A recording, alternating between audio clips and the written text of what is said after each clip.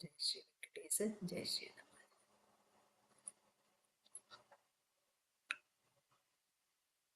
ఆ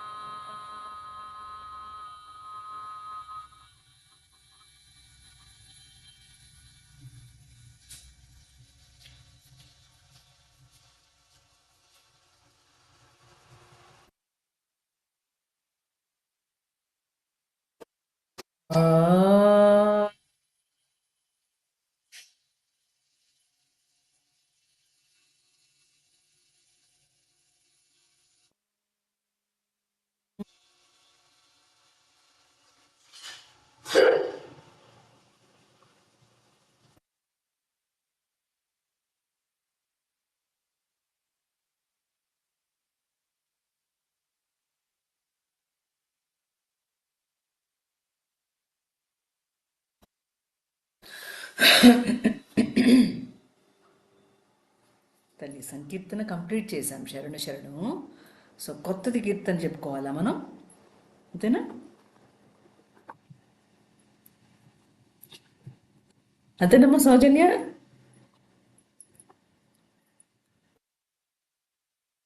ఇప్పుడు వరకు మీకు ఎన్ని సంకీర్తనలు అయ్యాయి? ఇప్పటి వరకు మీకు ఎన్ని సంకీర్తనలు అయ్యాయి? 15 అయ్యి ఉంటాయా?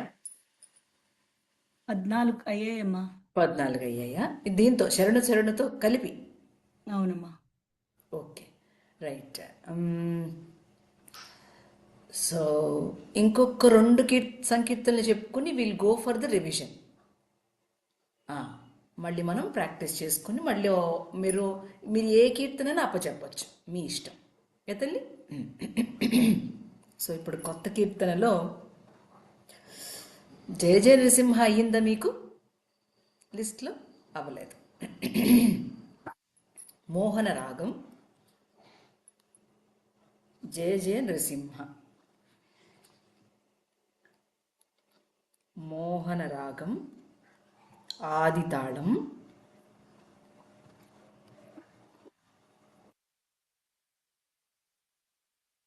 మీరు మిగతా కీర్తనలన్నీ వన్స్ అ వైల్ అట్లా ప్రాక్టీస్ చేసుకుంటూ ఉండాలి.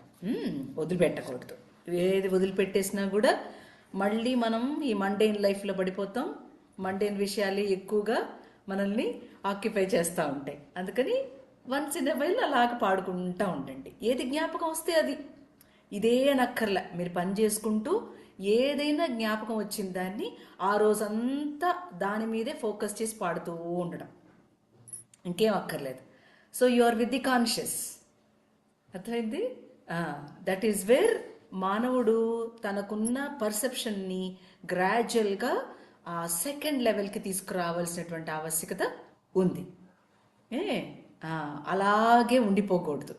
మన ఈతి బాధలు, మన కష్టాలు, మన గందరగోళాలు ఇవి ఎన్ని జన్మలెత్తినట్టుగా ఉంటాయి. నువ్వు అవునన్నా కాదన్నా ఎన్ని జన్మలు, ఎన్ని ఎన్ని రోజులు ఇలా నడిపించాలంటే అన్ని రోజులు అలాగే ఉంటాయి. సో వీడికి ఉన్న తెలివి వాడికి ఏమాత్రం ఉపయోగపడలేదన్నది అర్థమవుతుందా? వాడికే ఉపయోగపడినప్పుడు ఇంకొక 10 మందికి ఎట్ట ఉపయోగపడుతుంది అమలు? అట్లా. సో మనకి ఈ ఈ సంకీర్తనో వేదమో ఎట్లా ఉపయోగపడుతుందో చూద్దాం తర్వాత. రాసేసుకోండి కీర్తన. జయ జయ నృసింహ సర్వేశ. మెలికిస. సా సరస్వతి సా, రే సా మెలికిస. సర్వేశ. భయహర వీర, భయహర వీర ప్రహ్లాద వరద. భయహర వీర ప్రహ్లాద వరద. అది ప్రహ్లాద అని కంటే కూడా ప్రహ్లాద అనేది కరెక్ట్ ప్రొనౌన్సియేషన్. రెండు సేమ్ తెలియాలి. అమ్మా సేమ్ లైన్ అమ్మ, second line. Second line, second line. ఎందుకంటే జయ అని వచ్చింది, తర్వాత భయ అని వచ్చిందిలే, అందువల్ల సెకండ్ లైన్కి వెళ్ళిపోవాలి. జయ జయ నృసింహ సర్వేశ, సెకండ్ లైన్లో భయహర వీర ప్రహ్లాద వరద. ఇప్పుడు జనరల్గా మనం ప్రొనౌన్స్ చేసేది ప్రహ్లాద అనే ప్రొనౌన్స్ చేస్తాం. Okay, the correct pronunciation is Prahlada. ఎందుకు అనంటే ముందు ఒత్తుని ఏం శిల్పమ్మా హా సౌండ్ లేదమ్మగారు. ఉంటది, అది అంతర్లీనంగా ఉంటది. ఇప్పుడు సైలెంట్. ఉదాహరణకి మనందరం ప్రొనౌన్స్ చేసేది ఏంటి? చిహ్నము అని ప్రొనౌన్స్ చేస్తాం, చిహ్నము అంటాం, తప్పది. చిహ్నము కరెక్ట్. అలా ముందు ఒత్తుని పలికేస్తాము, అంతర్లీనంగా అది ఉంటుంది, హా సౌండ్ ఉంటుంది. సో కొన్ని ఏం చేసామంటే రివర్స్ చేసేసాం, తెలిసి కొంత, తెలియక కొంత, కరెక్ట్ చేయక కొంత, చెప్పే వాళ్ళకి తెలియక కొంత. బో ఎన్ని నడిచినాయి, ఇలాగా చాలా ఉన్నాయి. అందువల్ల మనం కీర్తన పాడుకున్నప్పుడు కూడా, అంటే అదేదో బ్లండర్ అని కాదు, బట్ ద కరెక్ట్ ప్రొనౌన్సియేషన్, అంటే వాళ్ళు ఎలా పలికారు దీన్ని, వేదంలో లేకపోతే సంస్కృత ప్రొనౌన్సియేషన్ ఏంటి అనేదాన్ని మూలం అదే. అలా పలికిన అంటే ప్రహ్లాద అని పలికితే ఏదో బ్లండర్ అని కాదు, that is also good, but okay. ఇప్పుడు కళ్యాణము అని రాయాలనుకో తల్లి, తెలుగులో లా కింద యావత్తు రాసినా కరెక్టే, అళా కింద యావత్తు రాసినా కరెక్టే. అట్లా కొన్ని వాటిని గ్రాండ్ చేసేసారు. ఓకే, బట్ మనకు మూలం తెలియాలిగా. అది మనం ప్రొనౌన్స్ చేసే దాంట్లోనే మనకు ఆ కరెక్షన్ లేనప్పుడు మనకి ఏది తెలియదు. కొన్ని వాటిని మనం ఇట్లా నేర్చుకుంటున్నప్పుడు కరెక్ట్ చేసేసుకోవాలి. కొంతమంది మాట్లాడుతూ ఉంటారు చూడండి, అప్పుడు ఎందుకు మాట్లాడారు ఇట్లా అనేది మీరు ఏమైనా బుర్రలో ప్రాసెస్ చేస్తే మీకు తెలుస్తుంది అండి. అది శక్తివంతం కాదు, శక్తిమంతం కరెక్ట్.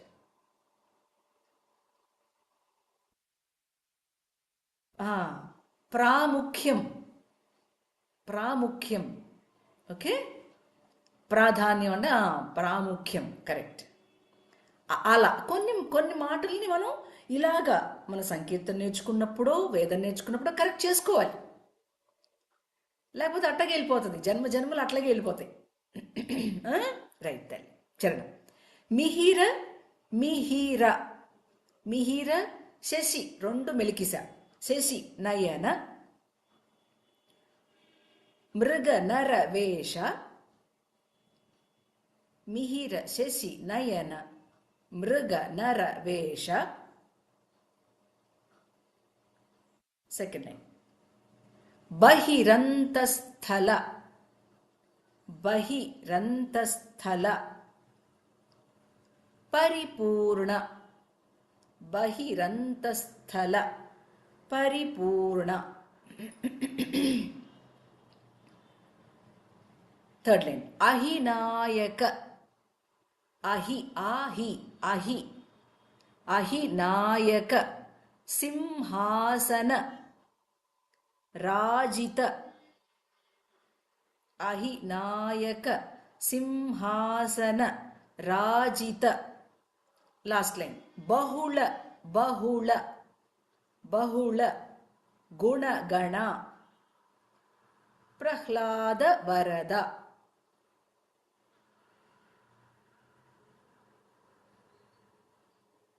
ప్రహ్లాద, ప్రహ్లాద.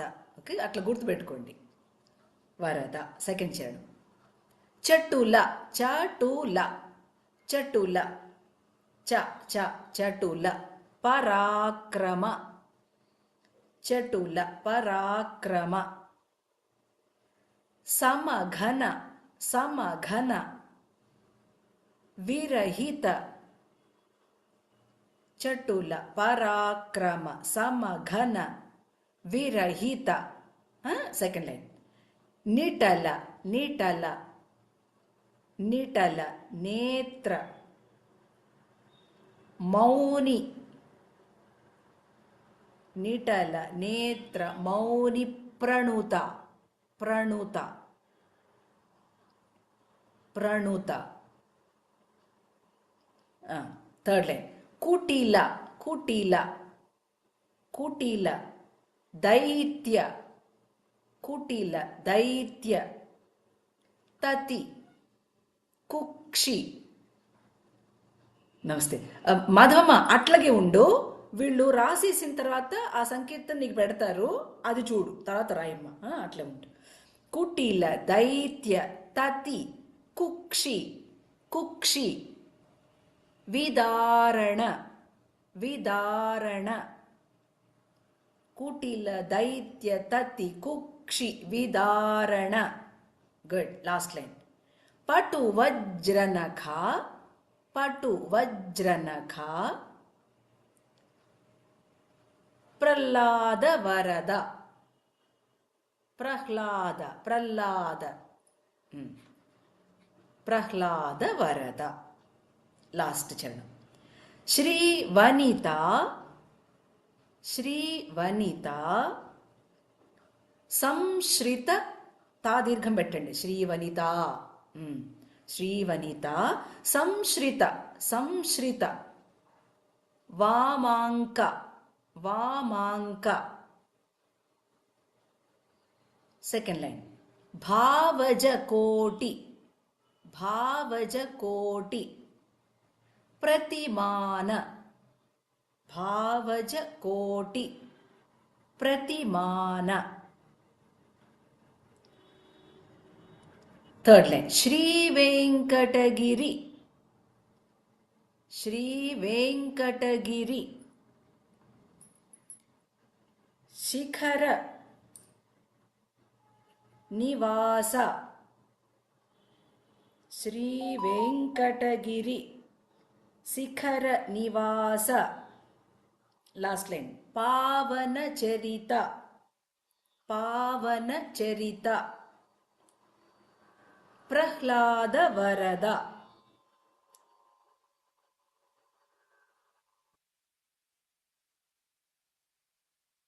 పావన చరిత ప్రహ్లాద వరద. జయ జయ నృసింహ. రైట్. ఇప్పుడు దీన్ని ఫోటో తీస్తారో ఏది తీస్తారో మా మాధవి తల్లికి పంపించండి.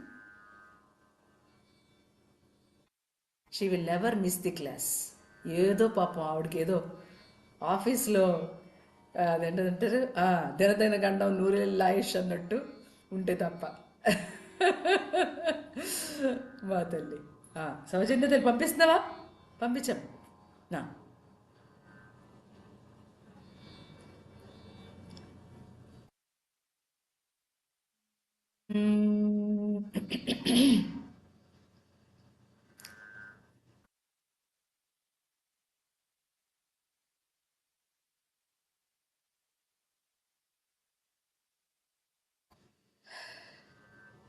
వచ్చిందమ్మా.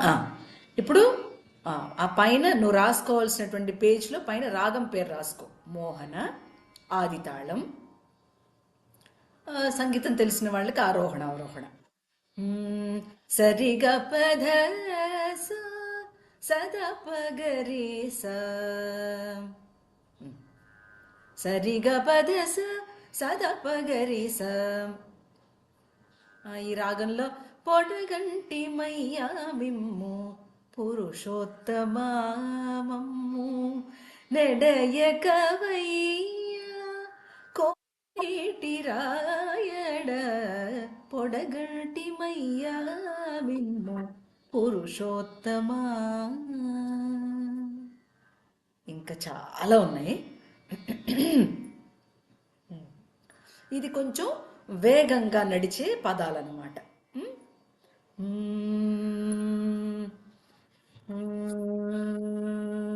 జయ జయ నృసింహ. మధ్యమ శృతిలో పాడుకుంటే బాగుంటుంది. సమా అక్కడి నుంచి జయ జయ నృసింహ సర్వేశా. అది అట్లా పాడాలి. ఆ, మధ్యమ శృతి అని రాసుకోండి. జయ జయ నృసింహ.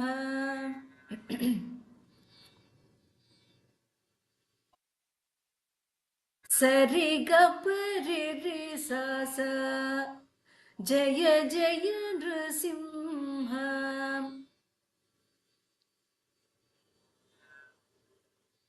సర్వేశా.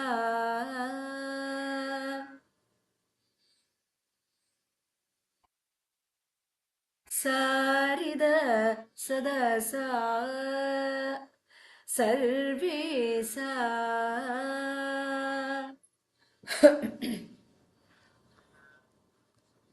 అంతే. జయ జయ నృసింహ. అమ్మా చెప్పు హరిణి. అమ్మా నృసింహకి స్వరం చెప్పారు కదమ్మా, సరి ఆ, సరి నృసింహ. ఆ, ఒకసారి ప్లీజ్. ఆ. జయ జయ నృసింహ. సరి గరి రి సా సా. రి దీర్ఘం రి దీర్ఘం సా దీర్ఘం సా దీర్ఘం. జయ జయ నృసింహ.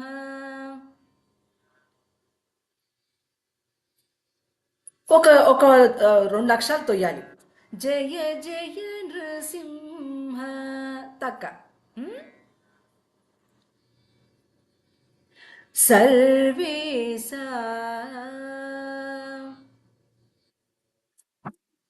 మళ్ళీ అక్కడ కూడా తోస్తాం. సర్వేశా.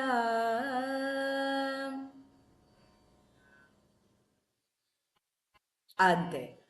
జయ జయ నృసింహ. సర్వేశా.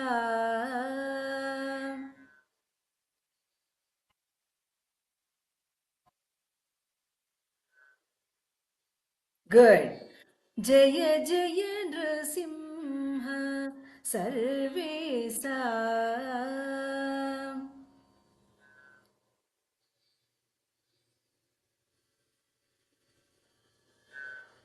అది మళ్ళా మళ్ళా తోసి. భయహర వీరా.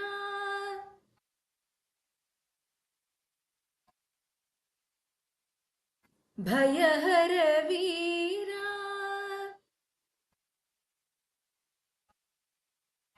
ప్రహ్లాద వరదా.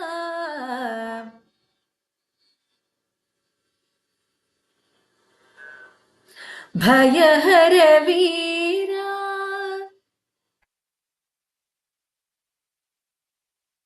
సరి గరి గ ప ప. భయహర వీరా.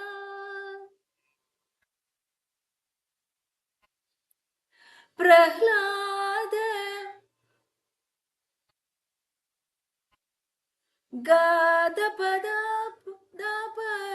ప్రహ్లాద వరద.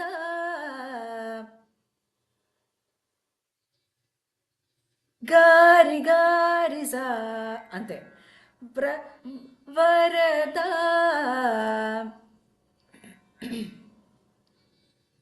భయహర వీరా.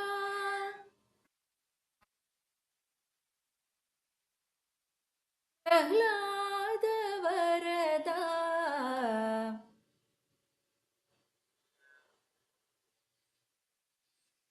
భయహర వీరా.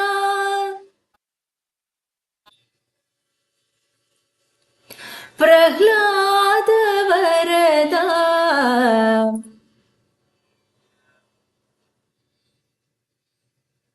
అదే. జయ జయ నృసింహ.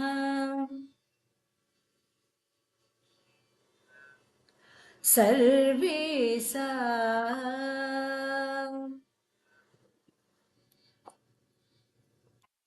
భయహర వీరా.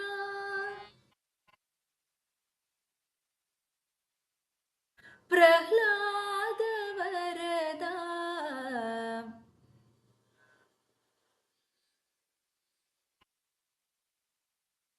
వరదా.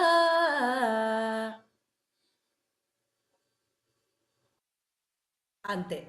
అక్కడ మీకు బాగా వాయిస్ తిరుగుతుంది అనుకుంటే నేను స్ఫురితం పాడుతున్నాను, అంతకంటే ఏం లేదు.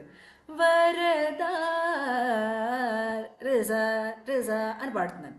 వరదా అని ప్లెయిన్గా కూడా పాడొచ్చు, కంగారు పడిపోమాకండి. అక్కడ ఏదో ఓ గమకం ఉందనుకోవద్దు. అదొక వాయిస్లో ఉన్న ఒక కన్వీనియన్స్, ఆ వాయిస్ ఎలాగైనా తిరుగుతుంది అనే వాళ్ళకి ఇవి చాలా చిన్నవి. ఓకే, లేదు రావడం అంటే ప్లెయిన్గా పాడుకుందాం.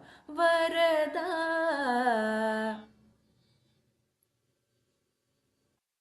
అంతే. మళ్ళీ ఒకసారి. జయ జయ నృసింహ సర్వేశా.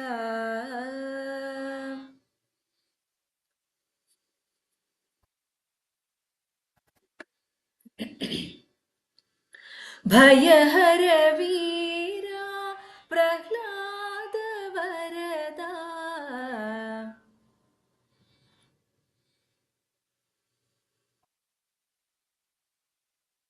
అదే, భయహర వీరా ప్రహ్లాద వరదా.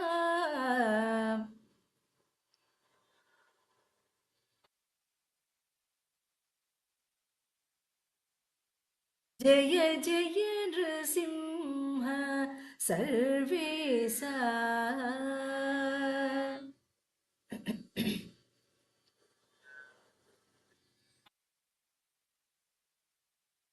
అంతే.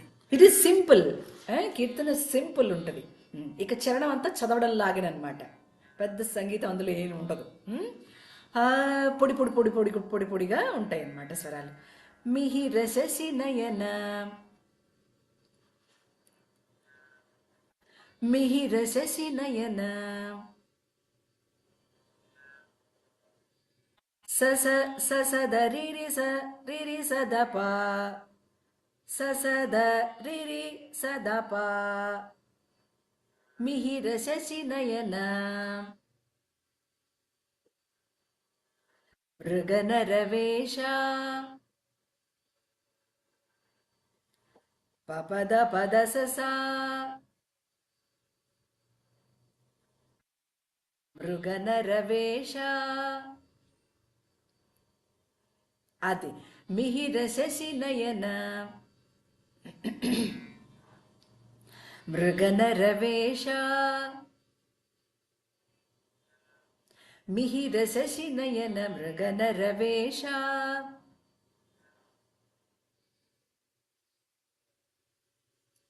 గుడ్. బహిరంతస్థల పదసాసద బహిరంతస్థల. పరిపూర్ణ ససరిగ పరిపూర్ణ. అంతే. బహిరంతస్థల పరిపూర్ణ. భలే. మిహిర శశి నయన మృగనరవేష.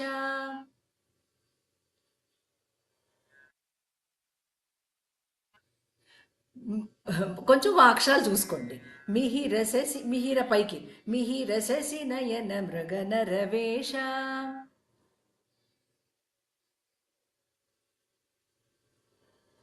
బహిరంతస్థల పరిపూర్ణ.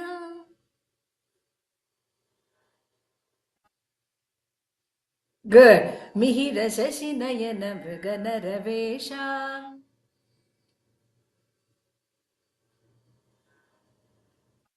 బహిరంతస్థల పరిపూర్ణ.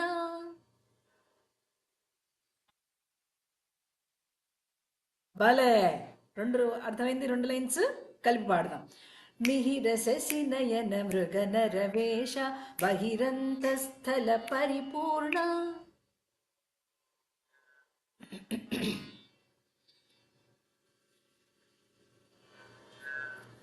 మిహిర శశి నయన మృగనరవేష బహిరంతస్థల పరిపూర్ణ.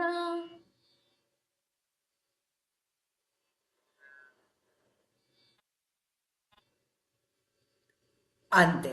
ఏ, తర్వాత లైన్ అహినాయక సరిగా గరి అహినాయక సింహాసన రాజిత సింహాసన హాని కొంచెం ఆసిలేట్ చేయండి. సింహాసన రాజిత సరిగ పగరి గప పద గప పప సరిగ పగరి గప పప అంతే, సింపుల్ స్వరం. సింహాసన రాజిత అది అహినాయక సింహాసన రాజిత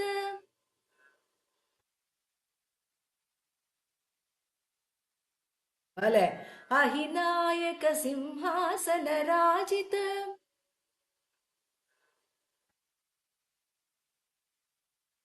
అహినాయక సింహాసన రాజిత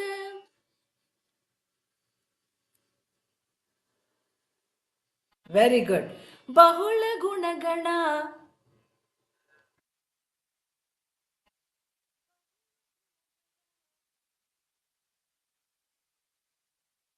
వినపడలేదు తల్లి. ఆహా. బహుళ బహుళ గుణగణ బహుళ గుణగణ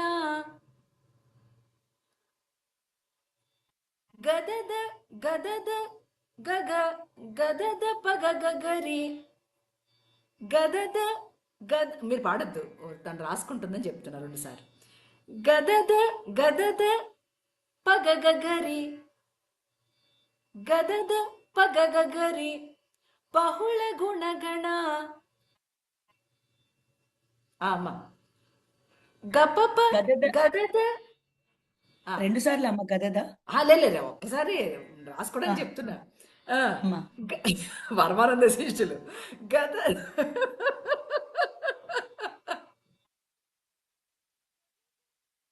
గగరి అంతే. బహుళ గుణగణ ప్రహ్లాద వరద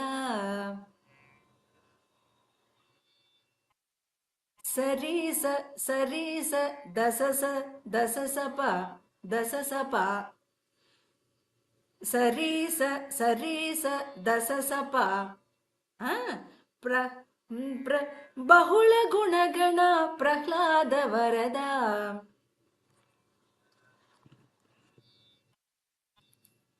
బహుళ గుణగణ ప్రహ్లాద వరద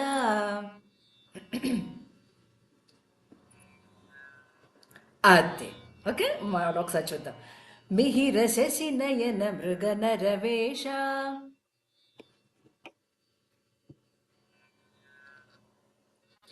బహిరంతస్థల పరిపూర్ణ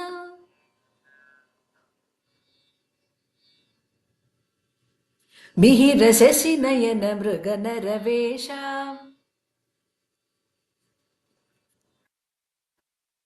బహిరంతస్థల పరిపూర్ణ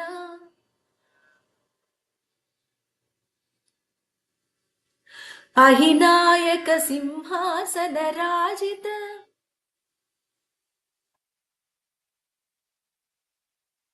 అహినాయక సింహాసన రాజిత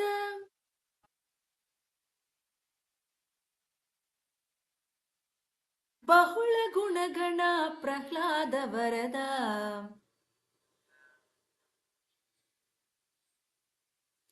బహుళ గుణగణ ప్రహ్లాద వరద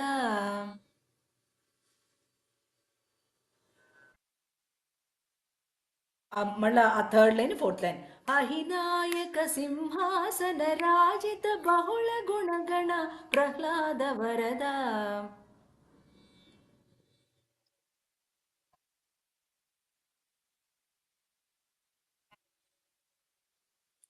జయ జయ నృసింహ సర్వేశా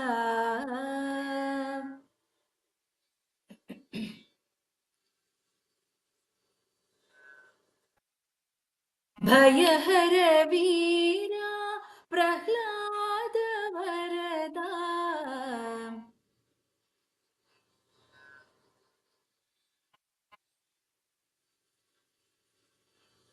ప్రహ్లాద వరదా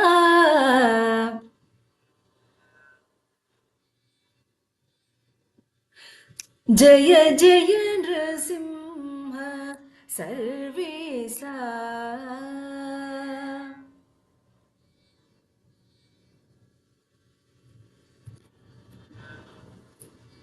సింపుల్ కీర్తననేమో ఎక్కువసేపు చెప్పుకుంటాం, కష్టమైన కీర్తనలేమో నిమిషంలో చెప్పుకుంటాం కదా. అంతా రివర్స్, సృష్టి అంతా రివర్స్గా నడుస్తుంటుంది. సింపుల్ తల్లి, పెద్ద దీంట్లో ఏం స్వరం అంటూ ఏం లేదు. ఫస్ట్ పల్లవి పాడినప్పుడు మనం జయ జయ నరసింహ సర్వేశా భయహర వీర ప్రహ్లాద జయ జయ నరసింహ సర్వేశా. ఓకే, ఇలాగే పోడుతుంది నడక. నడకెట్టే పోతుంది కానీ వర్డ్ ఫాస్ట్గా వెళ్తుంది. మిహిర శశి నయన మృగన రవేష బహిరంతస్థల పరిపూర్ణ అహినాయక సింహాసన రాజిత బహుళ గుణగణ ప్రహ్లాద వరద జయ జయ నృసింహ సర్వేశా. అర్థమైందా బ్యూటీ? తాళం అట్లనే పోతుంది, తాళం మారదు. మనం మాట్లాడే మాట యొక్క వేగం రెండింతలవుతుంది. అందుకనే ఆ beauty, it is the beauty with the time and the space. వాటి రెండిటికి ఉన్న కనెక్షన్ ద్వారానే ఈ ప్రపంచం మనకి బ్యూటిఫైడ్గా, ఈ క్రియేషన్ అంత అందంగా కనిపించడానికి కారణం. వాళ్ళిద్దరిలో అంతటి కోఆపరేషన్ ఉంది. అంటే అక్కడ ఉందంటే ఇక్కడ కూడా ఉంది. అందుకనే మనకి ఇది అర్థం అవుతుంది. So try to come to your original state. ఇప్పటి వరకు మీరు అబద్ధ స్టేట్లో ఉన్నారు. Come to the original state. అది మనకి సంకీర్తన టీచ్ చేస్తుంది. అది చాలా, అంటే from micro to macro. Okay, కానీ మనకు మ్యాక్రో నుంచి మైక్రోకి వెళ్ళాలి ఇప్పుడు. ఏమి సో మనకి సంకీర్తన అంత బాగా హెల్ప్ చేస్తుంది నిన్ను నువ్వు గుర్తించడానికి, నిన్ను నువ్వు అబ్జర్వ్ చేయడానికి. ఆ కాలం తాలూకు నిడివి ఎట్లా, measurement, the measure and the measured అన్నాం, the content and the container అన్నాం.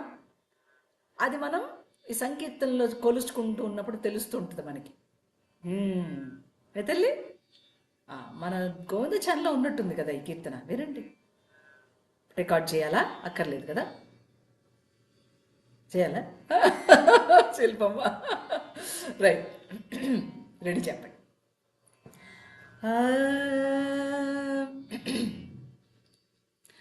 జయ జయ నృసింహ సర్వేశా జయ జయ నృసింహ సర్వేశా భయహర వీర ప్రహ్లాద వరదా జయ జయ నృసింహ సర్వేశా భయహర వీర ప్రహ్లాద వరదా జయ జయ నృసింహ సర్వేశా.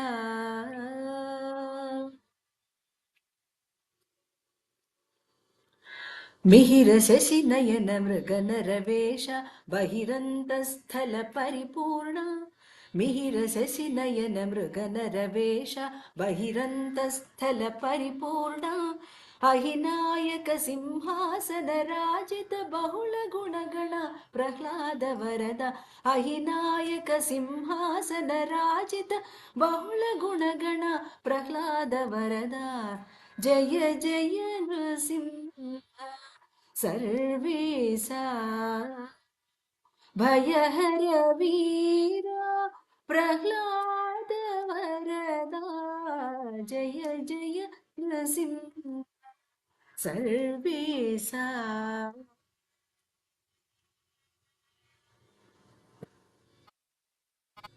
అమ్మ మీరు పాడుతుంటే మహా అవతార్ నృసింహ మూవీ ఉంది కదమ్మా, ఆహా. అలా ఆ విష్ణుమూర్తి అలాగా కళ్ళ ముందు అవును, అవునమ్మా. ఎంత బాగుందో అసలు. ఈ యుగంలో నరసింహస్వామి మనల్ని ఎంత ఎంత చక్కగా, అంటే just by telling that name, ఆ నామం తీస్తేనే తెలియకుండా అంతటి వైబ్రెన్స్. అందుకే సౌండ్ ఈజ్ ది కాన్షియస్ అని చెప్పడానికి కారణం.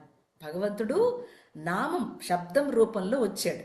ఆ శబ్దం ఏదో శబ్దం అయితే మనకేం అర్థం అవుద్ది? అందులో నిక్షిప్తమైన కొంత వైబ్రెన్స్ ఉండాలి. ఆ వైబ్రెన్స్తోనే మన తాలూకు అడ్రస్ మనం పట్టుకోగలుగుతాం, లేకపోతే రాంగ్ అడ్రస్కి పోతాం. అందుకే కదా మనం వాగుడంతా రాంగ్ అడ్రస్, ఆయన నామం రైట్ అడ్రస్. కరెక్ట్గా నామాన్ని త్రికరణ శుద్ధిగా మనస వాచా కర్మణ అనే దాన్ని నడిపినప్పుడు చెప్పినప్పుడు మీరు వైబ్రేట్ అవ్వడానికి కారణం. అందుకే ఆ నామం చెప్పగానే తెలియకుండా ఒక స్పందన ఏర్పడడానికి కారణం. అంతేనా? ఆ, అది పరావాక్కుగా మనకు కనిపిస్తుంది. మీకు గోల్డెన్ స్టేర్స్ చెప్పాను, ఒకసారి చదవండి తీసి.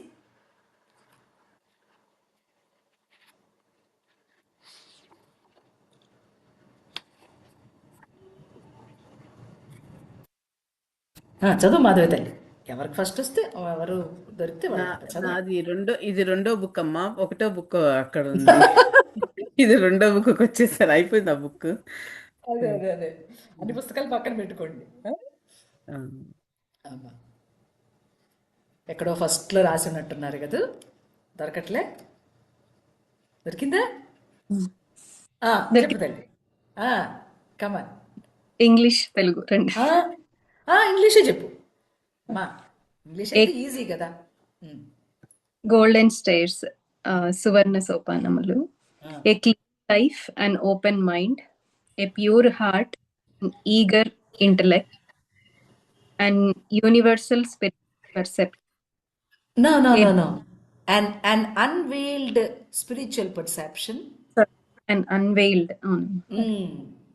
unveiled spiritual perception, a brotherliness for one's co-disciple, a readiness to give and receive advice and instruction, a loyal sense of beauty to others, a willing obedience to the Behest. behests Behest of Be- truth. truth, a courageous endurance of And a constant eye.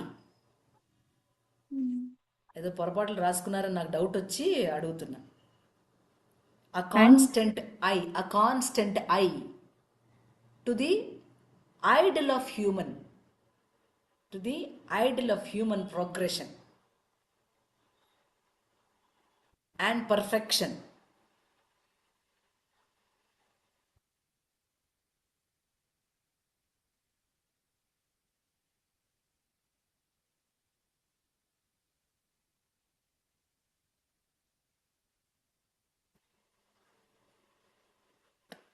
Which the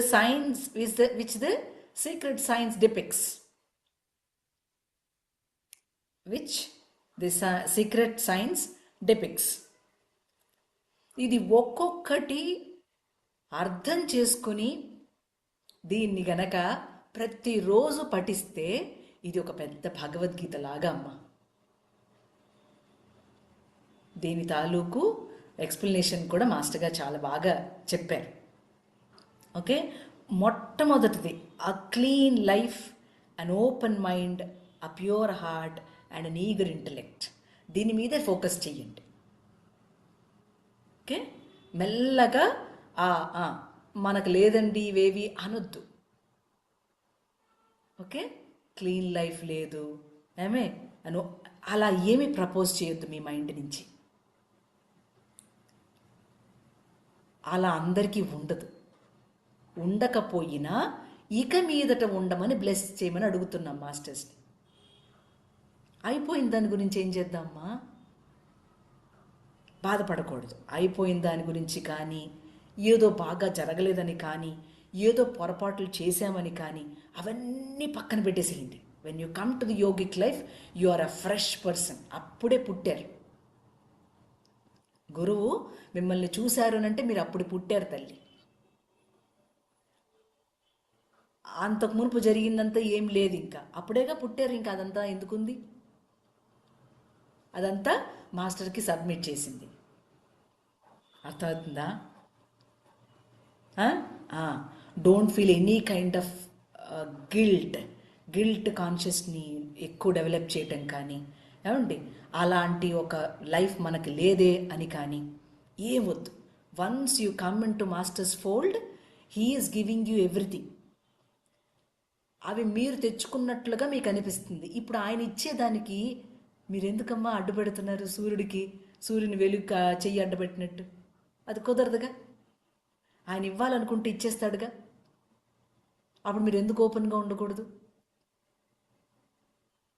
తోస్తుందా? మీరు ఓపెన్గా ఉండాలి.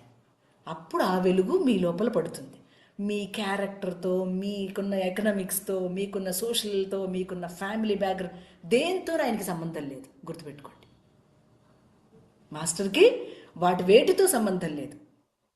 Once you feel that master ఫోల్డ్లోకి వచ్చినప్పుడు నా జీవితం వేరే, దాన్ని ఏమంటారు? ద్విజన్మ అంటారు. ద్విజన్మ. ఏమి మళ్ళీ పుట్టా, మళ్ళీ నాకు పుట్టుకని ఇచ్చారు గురుదేవులు, అలా ఫీల్ అవ్వాలి. అందుకని మొట్టమొదట అమ్మే గురువు అని చెప్పడానికి కారణం ఏం అర్థమై చావదు. ఈ వెధవ చదువుతో అసలు ఆ పర్సెప్షన్కే తెలియదు. అమ్మే ప్రథమ గురువు ఎందుకు? Because she has the purity in her virginity. That is where virginity is wisdom. భావం అర్థమవుతుంది?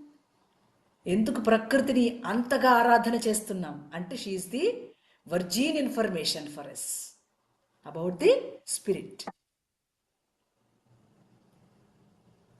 So never forget that you are the pure existence. అందుకని నేను చెప్పే మాట ఆ క్లీన్ లైఫ్ అనడానికి. ఏమి ఆ రిగ్రెషన్లోనే బోలంత సమయాన్ని వేస్ట్ చేసే బదులు అదే సమయాన్ని ఆ ప్యూర్ థాట్లో ఉండడానికి ఏం చదువుతున్నాం, ఏం వింటున్నాం, అది అబ్జర్వ్ చేస్తే బాగుంటుందిగా. నా భావం అర్థమవుతుంది మీకు? ఏం చేస్తున్నారు? అయిపోయిన దాని గురించి నెమరు వేసుకున్నా, లేదు ఒక పొరపాటుని ఎక్కువసార్లు స్మరించినా డెవలప్మెంట్ కనపడదు. అప్పుడు క్లీన్ లైఫ్ రాదు. ఓకే, ఇక మీదట ఇప్పుడు something fresh, something open, something pure, హార్ట్లో ఒక ప్యూరిటీ టచ్ తెలుస్తుంది. ఆ ప్యూర్ టచ్ ఏదో ఫీలింగ్ వస్తుంది అనా. మాస్టర్ గారు ముందు కూర్చున్నాం మనం, అది ఆయన ప్రసాదించేది కనుక దాన్ని ఇన్వైట్ చేద్దాం. చెత్తా చెదారం పోగేసుకోకుండా ఆ థాట్ని జాగ్రత్తగా అబ్జర్వ్ చేద్దాం. పొరపాటు థాట్ వచ్చిందనుకోండి, దాన్ని ఒక మంచి నామంతో నింపేద్దాం. That is how you need to work తల్లి. అది పురుష ప్రయత్నం అని చెప్పడానికి కారణం. నీ కాళ్ళు చేతులు ముక్కు చెవులు ఎందుకు ఇచ్చాడు? ఆయన అన్నీ ఇవ్వడానికి కాదు, నువ్వు పనిచేస్తే ఆయన ముచ్చటపడి నిన్ను చూడడానికి. అంటే నువ్వు చేయకపోతే చూడడానికి కాదు, చేయకపోయినా చూస్తూనే ఉన్నాడు వాడే. చేస్తూ ఉంటే అమ్మకి ఏదైనా పని చేస్తే ఆ బిడ్డకే కదా ఎక్కువ పని చెప్తుంది. అట్లా భగవానుడు వాళ్ళకి ఎక్కువ పని చెప్తుంటాడు, వాడు 10 మందికి ఉపయోగపడుతుంటాడు. అట్లా ఉపయోగపడాలి మనం. అంతేగాని ఎంతసేపు సంకుచితంగా వాళ్ళు అట్లా ఉన్నారు కాబట్టి మనం కూడా అట్లే ఉందాం. వాళ్ళు గడ్డి తింటారు, మనం కూడా తిందామా? తేడా ఉండాలి కదమ్మా. ప్రపంచం చెడిపోయింది అంటే నీకు బాగుపడటం ఇష్టం లేదని అర్థం. బాలేదండి సమాజం, ఏం బాలేదండి. సమాజం ఎక్కడుంది? నువ్వు ఉంటేనేగా. అవునా? నువ్వు మంచిగా ఉండడానికి ఇష్టం లేక అట్ట మాట్లాడుతూ ఉంటావు. వాళ్ళు ఎట్లయినా ఉండని. ఓకే, ప్రేమ అంటే అదే తల్లి. అమ్మ ఎన్నిసార్లు చేశానమ్మా, ఎన్నిసార్లు మోసపోతానమ్మా. అవును, ప్రేమ అంటే మోసపోవడమే. ప్యూర్ లవ్ అంటే మోసపోవటమే తల్లి. ఏం కంగారు పడద్దు, నువ్వు ఓడిపోవడమే తల్లి. ఓడిపోవడంలోనే అసలైన మెలక ఉంది. ప్రతిసారి గెలిస్తే ఏం బాగుంటుందండి? చేత్ ఏం బాగోదు. నాకు 35 మార్కులే మ్యాథ్స్లో. తన్ని చెప్పేవాళ్ళు, అబ్బే మ్యాథ్స్ వచ్చేది కాదు. ఏం చెడిపోయానా? ఉండదు అట్లా. ఒక్కొక్కరికి ఒక్కొక్కటి ఇస్తాడు, దాంట్లో మనం వెతుక్కోవాలి. కొంచెం జ్ఞానం వచ్చాక 40 ఏళ్ళు 35 ఏళ్ళు వచ్చినాయి కదా, వెతుక్కోవాలి. మనం వెతుక్కుంటూ ఉండాలి. అంతకు మునుపు అంతా అయిపోయింది. తెలియని రోజులు, బాల్యంలో కొంత, యవ్వనంలో కొంత, అంటే బాధ్యతలతో పెళ్ళైన తర్వాత కొంత వెళ్ళిపోయింది. ఇప్పుడు ఏదో కొంచెం స్టాండర్డ్ వస్తుంది, 40 ఏళ్ళ దగ్గరకు వస్తున్నాం కాబట్టి. అప్పుడు ఏం తెలుస్తుంది మనకి? ఇది ఇలా కాకూడదు, ఇలా ఉండకూడదు, ఇలా చేయొద్దు, అది తెలుస్తుంది. 40 ఏళ్ళు రావాలమ్మా, అంతే. ఏం చేయలేము. 40 ఏళ్ళు రావాలా అమ్మా అంటే అంతే. మా అమ్మగారు చిన్నప్పుడు ఓ మాట అనేవాళ్ళు, ఎప్పుడమ్మా అంటే ఎంఎస్ సుబ్బలక్ష్మి గారు, టిఎస్ రాజగోపాలన్ గారు, చాలా సాక్సఫోన్, చాలామంది మాకు తిరుపతి వచ్చి కచేరీలు చేస్తూ ఉండేవాళ్ళు. సిన్సియర్గా ఒక పుస్తకం పట్టుకుని, ఒక పెన్ను పట్టుకుని కచేరీల్లో వెళ్ళి కూర్చునేవాళ్ళం. కుర్చీ మీద కూడా కాదు, కింద కూర్చునేవాళ్ళం. వాళ్ళు ఏం పాడారు, నేను ఈ రాగం గుర్తుపడుతున్నానా లేదా, ఇట్లా వర్క్ చేసి నడుస్తూ ఉండేదన్నమాట. అంటే మా అమ్మగారు కూడా కచేరీకి వచ్చేవాళ్ళు. నన్ను పట్టుకు రావాలంటే మా అమ్మ రావాలిగా, పిల్లల్ని వదిలేయరుగా. సరే, ఆ అమ్మ కూడా కచేరీకి వచ్చేది. వచ్చిన తర్వాత వాళ్ళలాగా నువ్వు ఎప్పుడు పాడతావమ్మా అని అడిగేది. అంటారు కదా అమ్మలో, ఎవరన్నా అంటారు. అంటే నాకు 50 ఏళ్ళు వచ్చాక పాడతానమ్మా అనేదాన్ని. ఫ్లూక్గా, అది తెలిసంలే, తెలియకే. వారిని 40 ఏళ్ళు పట్టింది నాకు పాట పాడటానికి అనిపించింది. అట్లుంటుంది తల్లి. అంటే ఒక సంగీతం పాడటం అంటే నేర్చుకోవటం, పాడటం అది ప్రాసెస్ కాదు. You understand? అది పాడినప్పుడు నువ్వు దాంట్లో మమేకం అవ్వటం, నిన్ను నువ్వు గుర్తుంచుకోలేకపోవటం, నీకు నువ్వు గుర్తు రాకపోవటం, నిన్ను నువ్వు మర్చిపోవడం, అది కదా సంగీతం అంటే. గుర్తుంటే ఏముంది, గింగీతం అంటారు, సంగీతం అనరు దాన్ని. అలా గుర్తు లేకుండా ఉండే ఒకనొక స్థితి, యోగ స్థితిని వాళ్ళు ప్రతి సంకీర్తనలోనూ రాసినప్పుడు, పాడినప్పుడు పొందారు. మనం కూడా పొందటానికే ఇచ్చారు అది. అందుకని అది ఋషిత్వం అని చెప్తుంటాను ఇప్పుడు. ఋషికి ఏం కావాలి? ఏం అక్కర్లా, ఇవ్వటమే. He wants to give something. అలా ఇవ్వటం అతనికి ఇష్టం, అలా ఇచ్చుకుంటూ పోతూ ఉంటాడు. అందుకని వేదం చదవటం వల్ల ఏంటి ఉపయోగాలు? వేదాలు చదువుకుంటే మనకి ఏంటి ఉపయోగం అంటారు చాలామంది కదా. మరి ఏ ఉపయోగం లేకుండా మానవుడు చేయడు కదా, ముందు వాడు లిటికెంట్. సరే, కానీ ఆ లిటికేసీని కూడా మనం తీద్దాం. వేదం చదువుకుంటే జ్ఞానం వస్తుంది. జ్ఞానం అనగా అందరిలో వసించు దేవుడుగా ఉన్నటువంటి వాడెవడో అది జ్ఞానం వస్తుంది వేదం చదువుకుంటే. మరి ఇప్పుడు ఒక్కొక్క వేదం ఉంది కదమ్మా, అది చదువుకుంటే ఏమొస్తుంది అని ఉంటుంది. సామవేదం ఉంది, సామవేదం చదువుకున్న వారికి ఏమొస్తుంది? మధురమైన స్వరం వస్తుంది, గొంతులో చక్కటి మాధుర్యం వస్తుంది సామవేదం చదివితే.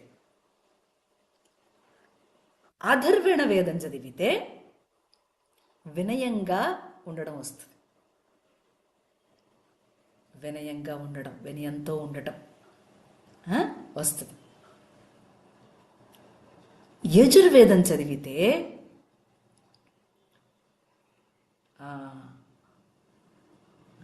ఎదుటి వాళ్ళని ఆకట్టుకోవడం వస్తుంది. అథర్వణ వేదం చదివితే, యజుర్వేదం చదివితే ఎదుటి వాళ్ళని ఆకట్టుకోవడం, ఎదుటి వాళ్ళని అంటాం కదా, మనం మాట్లాడుతుంటే వాళ్ళు మనం వశం అయిపోతూ ఉంటారు.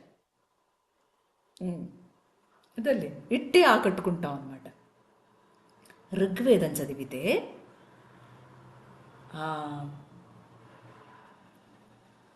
ఏకసంతాగ్రహం వస్తుంది.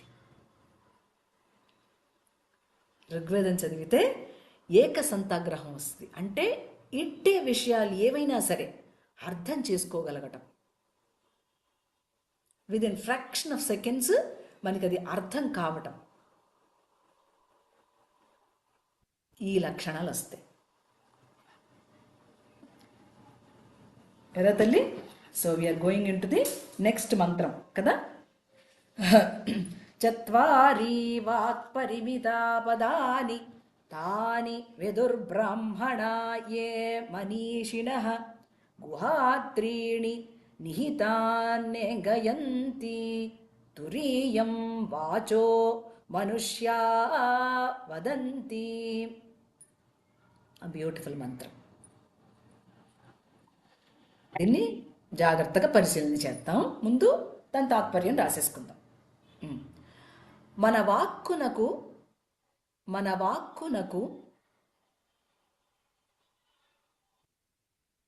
గల పదములన్నీయు మన వాక్కునకు గల పదములన్నీయు 4 విభాగములుగా ఉన్నవి. 4 విభాగములుగా ఉన్నవి. అందు 3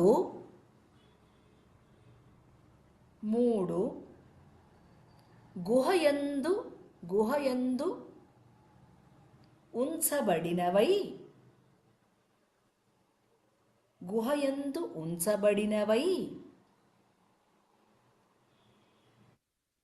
కదలి రావు.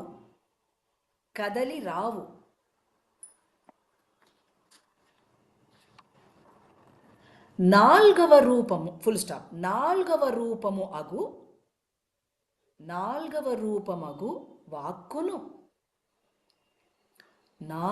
రూపమగు వాక్కును మనుష్యులు పలుకుచున్నారు.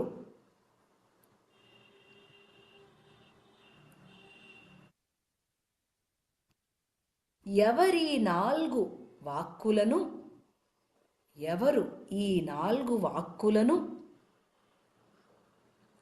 తెలియుదురో,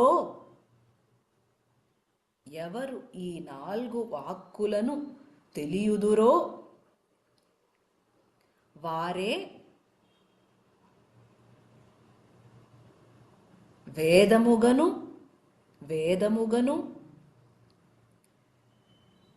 ప్రజ్ఞగల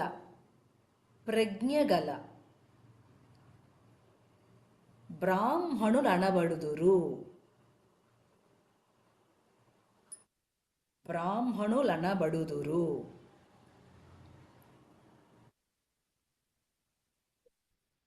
ఓకే, మంత్రంలో బ్రాహ్మణం ఉంది.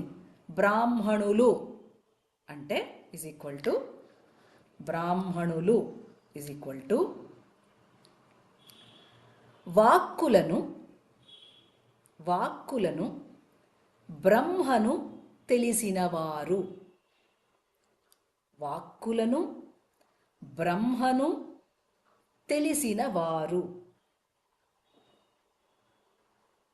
తర్వాత మనీషిణః ఉంది మంత్రంలో.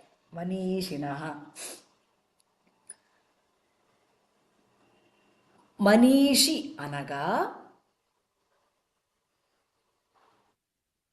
మనస్సును,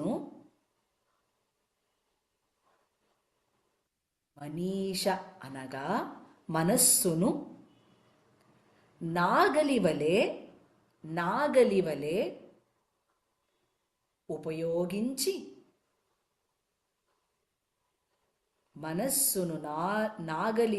ఉపయోగించి జ్ఞానమును పండించు ప్రజ్ఞ.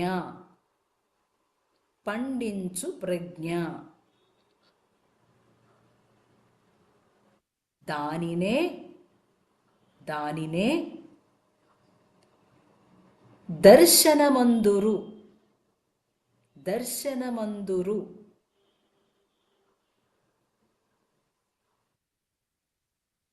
మనుష్యులు అని ఇచ్చారు మళ్ళా. మనుష్యులు ఈజ్ ఈక్వల్ టు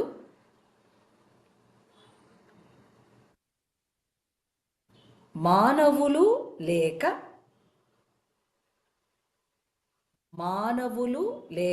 మను సంతతి. మను సంతతి.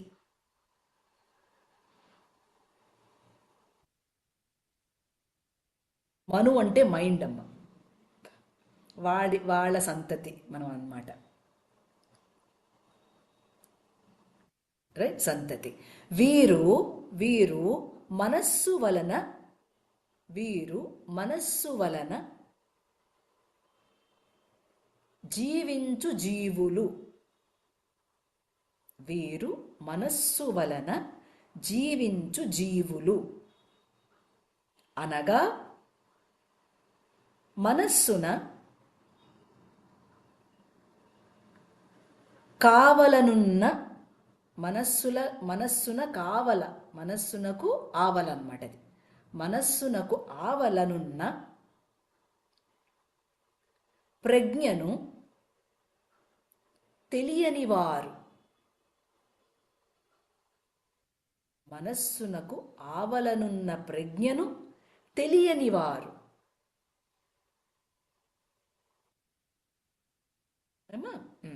తర్వాత ఉచ్చరించు వాక్కు 4 విధములు. చత్వారి అంటే 4. ఉచ్చరింపబడు వాక్కు 4 విధములు. 1 ఎలా వస్తుందో చూద్దాం. 1 కంఠము నుండి వెలువడు వాక్కు. మనకు తెలిసింది అదే కాబట్టి మొట్టమొదటిగా వాక్కు తెలుసు కాబట్టి వాక్కు నుంచి వెళ్దాం, కింద నుంచి పైకి వెళ్దాం. కంఠము నుండి వెలువడు వాక్కు.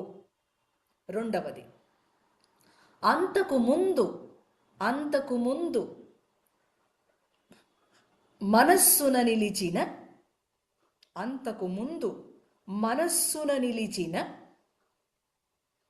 భాషారూపమైన వాక్కు.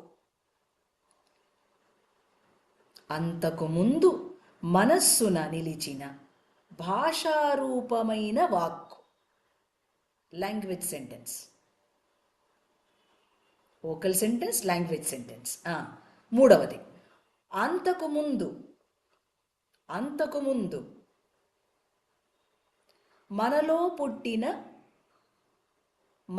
పుట్టిన భావరూపమైన అంతకు ముందు మనలో పుట్టిన భావరూపమైన స్వభాషలకతీతమైన వాక్కు. స్వభాషలకతీతమైన వాక్కు. భాష లేదు, భావం ఉందంతే అక్కడ. అంతకు ముందు మనలో పుట్టిన భావరూపమైన సర్వభాషలకు అతీతమైన వాక్కు. సర్వభాషలకు అతీతమైన వాక్కు. ఇక 4 4th వన్. అంతకు ముందు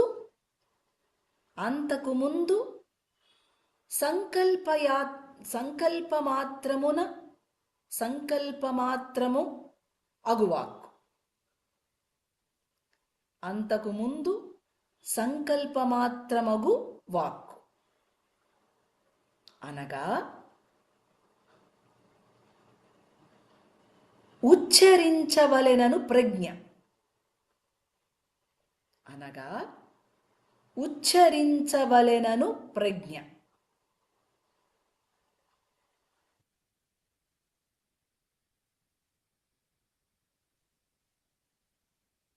మీరు ఏ చిన్న పదం పొరపాటు రాసినా మీకు అక్కడ అర్థం కష్టం అవుద్ది. జాగ్రత్తగా రాసుకోండి, బద్దకించద్దు. మీరు బద్దకిస్తులా కాదా అని చెప్పి ఇక్కడే తెలుసుకోవాలి, మీరే తెలుసుకోవాలి, నేను తెలుసుకోను. మంచిగా రాసుకుంటే నోట్స్ బాగా చదువుకుంటారు. 4 సార్లు చదువుకుంటే అర్థమవుతుంది. ఏ తల్లి? తర్వాత నాలుగోదేంటి? అంతకుముందు సంకల్పమాత్రమగు వాక్కు అండి, వాక్కు అనగా ఉచ్చరింపవలనను ప్రజ్ఞ, ది హయ్యర్ ఇంటెలిజెన్స్ అనుకుంటోంది, ఇంకా అనుకుంటో లేదో తెలియదు, అట్లా అనమాట. అనుకున్నప్పుడున్నదే అది ఆ స్టేట్ అనమాట. ఇప్పుడు ఈ 4ను వరుసగా అయిపోయింది, ఇంకొంచెం ఉంది, 4 సెంటెన్సెస్. ఈ 4ను వరుసగా వైఖరి, వైఖరి, మధ్యమ, వైఖరి, మధ్యమ, పశ్యంతి, పరా. పశ్యంతి అన్ని కామాలు పెట్టుకోండి. వైఖరి, మధ్యమ, పశ్యంతి, పరా. అది పరా. వాక్కులు అనబడును. ఈ 4 వరుసగా వైఖరి, మధ్యమ, పశ్యంతి, పరా వాక్కులు అనబడును. పెద్దలు పరా, పశ్యంతి, వైసి వెర్సా అనమాట. పరా, పశ్యంతి, మధ్యమ, వైఖరి అనుక్రమమున దర్శింతురు.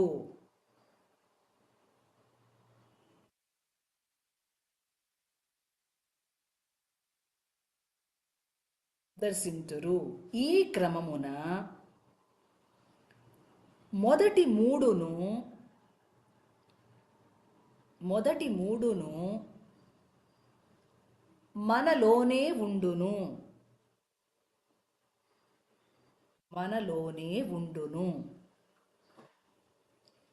నాల్గవ వాక్కు మాత్రమే అమ్మా ఈ క్రమమున మొదటి ఈ క్రమమున మొదటి మూడును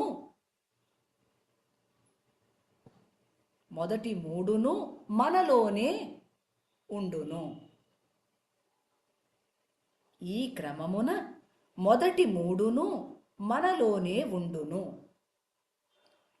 ఫుల్ స్టాప్. నాల్గవ వాక్కు మాత్రమే వినియోగించుకొనువారు మనుష్యులు. నాల్గవ వాక్కు మాత్రమే వినియోగించుకొనువారు మనుష్యులు.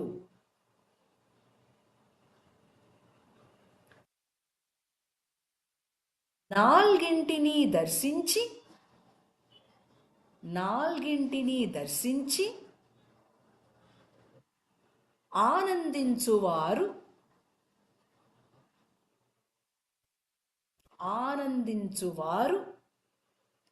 బ్రాహ్మణులనబడుదురు.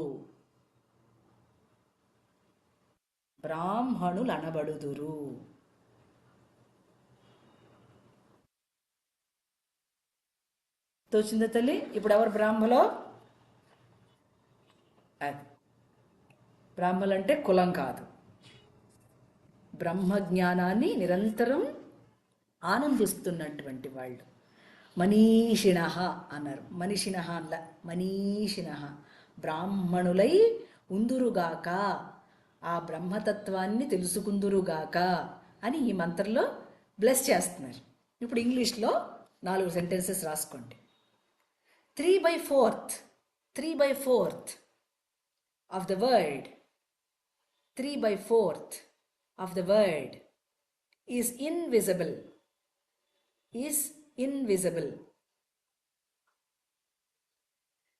1/4 is visible. 1/4 అక్కడే రాసేసుకోండి వెంటనే. 1/4 is visible. The knower is the one who knows its 4 dimensions.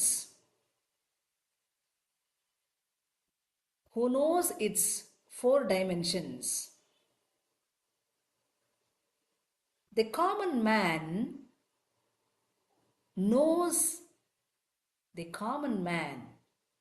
knows and speaks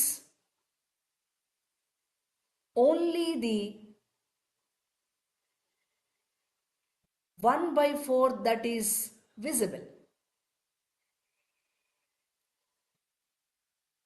1/4 that is visible. తల్లి ఇది దాని జిస్ట్. సో ఇక్కడ కీ ఏంటనంటే, సీక్రెట్ డాక్టర్ ఏంటనంటే, రహస్యం ఏమిటనంటే, మామూలుగా ఒక పర్సన్ అంటే the mundane persons perceive only 1/4 of the world. కానీ ఒక నోయర్ కెన్ పర్సీవ్ ఆ 3 లోపల ఉన్న 3ని కూడా వాడు తెలుసుకోగలుగుతాడు. అందుకని పురుష సూక్తంలో మనకు వస్తుంది, పాదోస్య విశ్వాభూతాని త్రిపాదస్య అమృతం దివి. ఆయన ఒక పాదంగా క్రిందికి వచ్చాడు, వర్డ్గా వచ్చాడు. అదే అక్కడ కూడా మంత్రం, ఈ మంత్రం ఆ మంత్రం ఒకే భావాన్ని తెలియజేస్తుంది, ఒకే అర్థాన్ని కూడా ఇస్తుంది. సో అందుకని ఇక్కడ ఏమన్నారంటే, ఇట్ ట్రాన్స్మిట్స్ ది మెసేజ్. ఏమని message? 1/4 is mortal and visible. 1/4 is mortal and visible. 3/4 is invisible, divine and immortal. It is divine and immortal. So, ఈ 1/4 visible, 3/4 hidden in the cave ఏం చేస్తుంది? అది ఒక లయన్ లాగా లోపల ఉంటుంది. ఎలా అయితే మనకు భగవద్గీతలో రాజవిద్య రాజగుహ్యం అని చెప్పాడు, గుహలో ఉంటుంది అన్నాడు. ఆ జ్ఞానము మనకు కనిపించదు. పదపద్దాకా వస్తుందా పులి? రాదు, ఎప్పుడో ఒకసారి వస్తుంది. దానికి ఆకలేస్తే పదపద్దాకా వచ్చి ఊరికనే టైం వేస్ట్ చేసుకోదు. ఏమండి?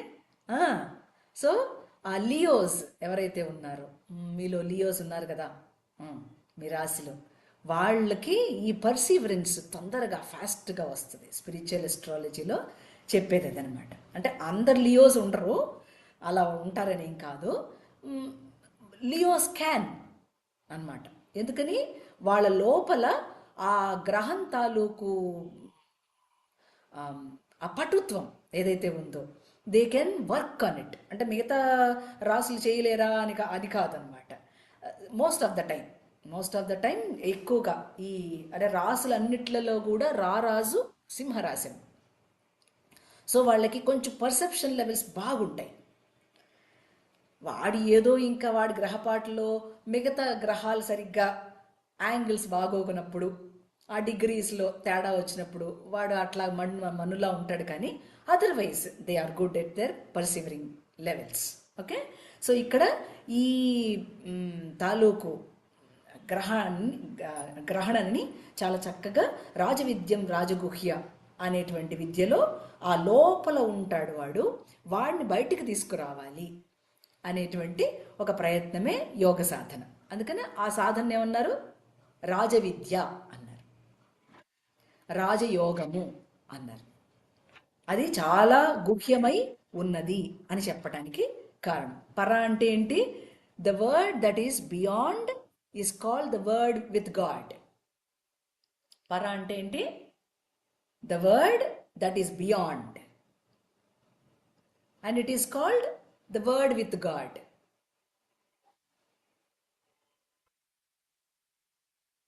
పశ్యంతి అంటే after it emergence, after its emergence the word can be perceived. అంటే గ్రహిస్తున్నటువంటి స్టేట్, దానిని గ్రహించటం అనేటువంటి దాన్ని చేసే ఒక స్టేట్ని ఏమన్నారు?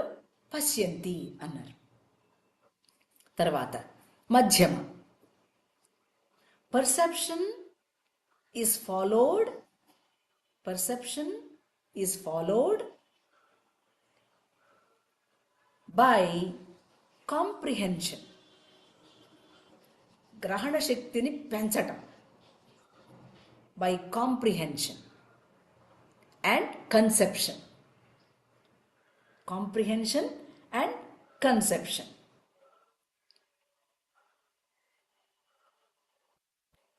ఇక వైఖరి. The conceived word is spoken through speech. The conceived word is spoken through speech.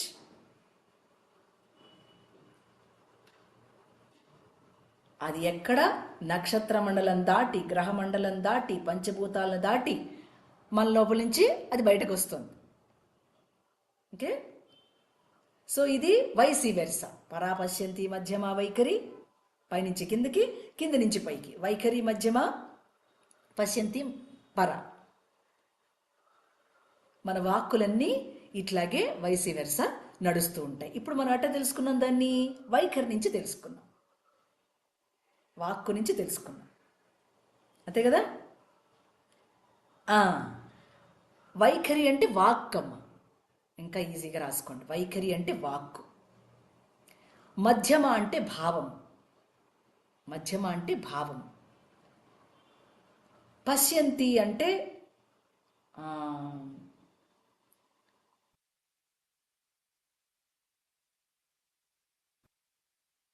భావం, సంకల్పం కాదు, ఉండండి.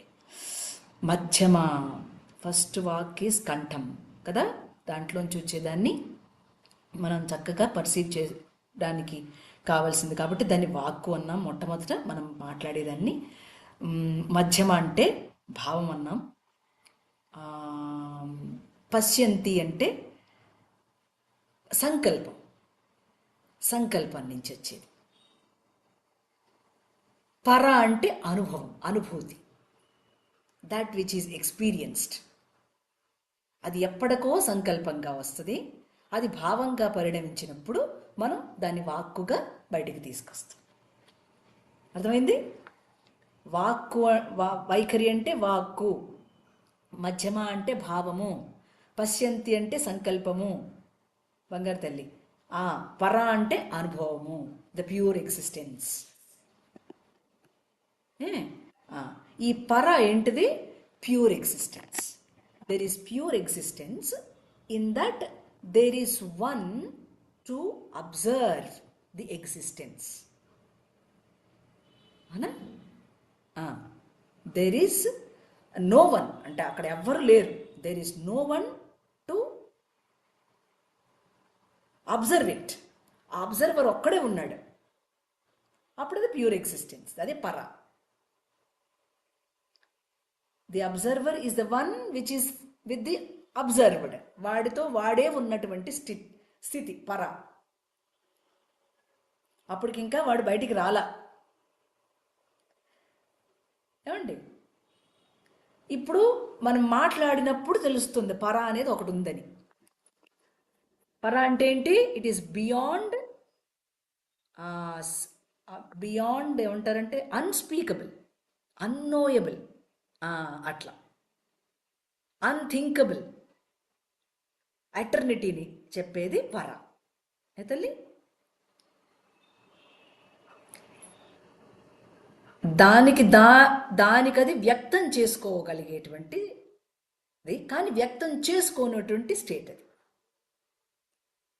అంతే కదా. వ్యక్తం చేస్తోంది కాబట్టి ఏదో ఉందంటున్నాం, చెయ్యదు కాబట్టి అది చేస్తే ఉందంటున్నాం. వస్తుందా? అక్కడ ఎవరున్నారు? అబ్జర్వ్ లేడు, అబ్జర్వరు లేరు, అబ్జర్వ్డు లేదు, అబ్జర్వింగు లేదు. అది దాన్ని పర అని చెప్తాం. వస్తుందా? కొంచెం బుర్ర హీట్ ఎక్కుద్ది, పర్వాలేదు, హీట్ ఎక్కని.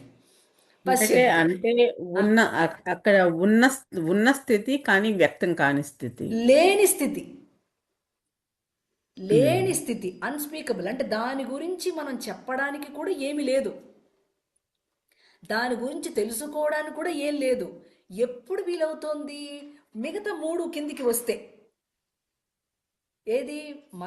మన తాలూకు భావము, మన తాలూకు ఆ వాక్కు తాలూకు భావము, అవునా? అవి వస్తే అప్పుడు అది ఒకటేదో ఉన్నది అని చెప్తున్నాం. అంటే దాని గురించి మాట్లాడడానికి లేదు, కానీ అన్నీ దాంట్లో నుంచే వస్తాయి. దాన్ని పర అన్నారు. అందుకని అది ప్యూర్ ఎగ్జిస్టెన్స్ అంటున్నాం మాటికి. అక్కడ ఎవరు లేరు, అబ్జర్వర్ లేరు, అబ్జర్వ్డు లేదు. ఎప్పుడు చెప్పుకుంటున్నాం ఆ మాట? వైఖరి ఉంటే చెప్పుకుంటున్నాం. అంటే వైఖరిగా వాడు వచ్చాడు అన్నది మనం రూఢీ చేసుకుంటాం అన్నమాట ఈ 4 స్టేట్స్లోంచి. అందుకనే 3/4 వంతుగా ఉన్నవాడు కనిపించడు, ఒకడే కనిపిస్తున్నాడు అని చెప్తున్నాం. ఈ 3/4 వంతు కూడా తెలుసుకున్నవాడు పరాలో ఉంటాడు, వాడు బ్రాహ్మణుడు.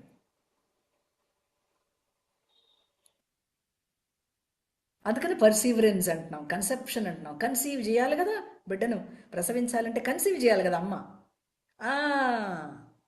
అట్లా ఒక స్థితి నుంచి ఇంకొక స్థితికి మారాలి. మారితే అక్కడ ఏమీ లేనితనం తెలుస్తుంది. ఏమీ లేనితనాన్ని గురించి అన్నీ ఉన్నతనం దగ్గర నుంచి తెలుసుకున్నాం.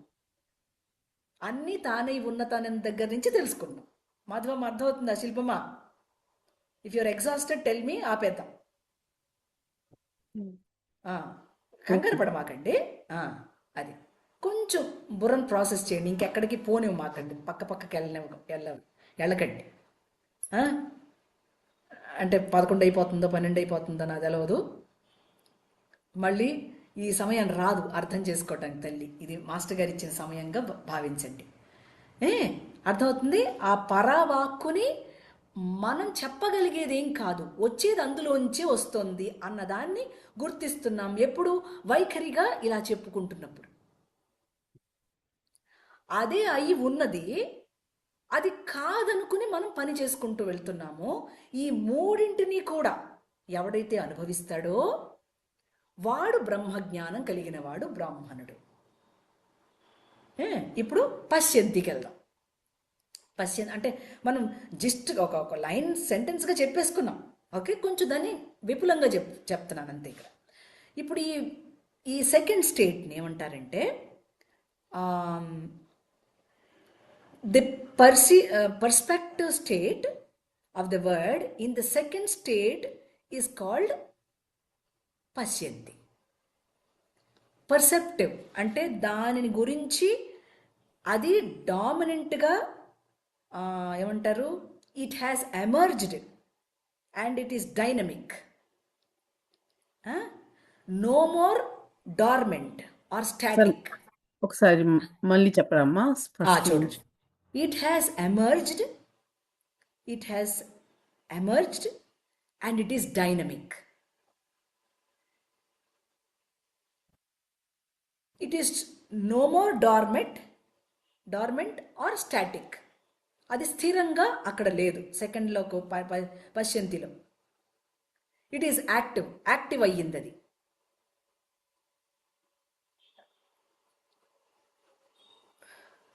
అంటే డార్క్నెస్ నుంచి లైట్ వచ్చింది. ఏమీ లేనితనం నుంచి ఏదో ఉన్నతనం ఒకటి బయటికి వచ్చింది, దాని లైట్ అన్నాం. ఈ లైట్ ఎక్కడి నుంచి వచ్చింది? ఆ డార్క్నెస్ నుంచే వచ్చింది.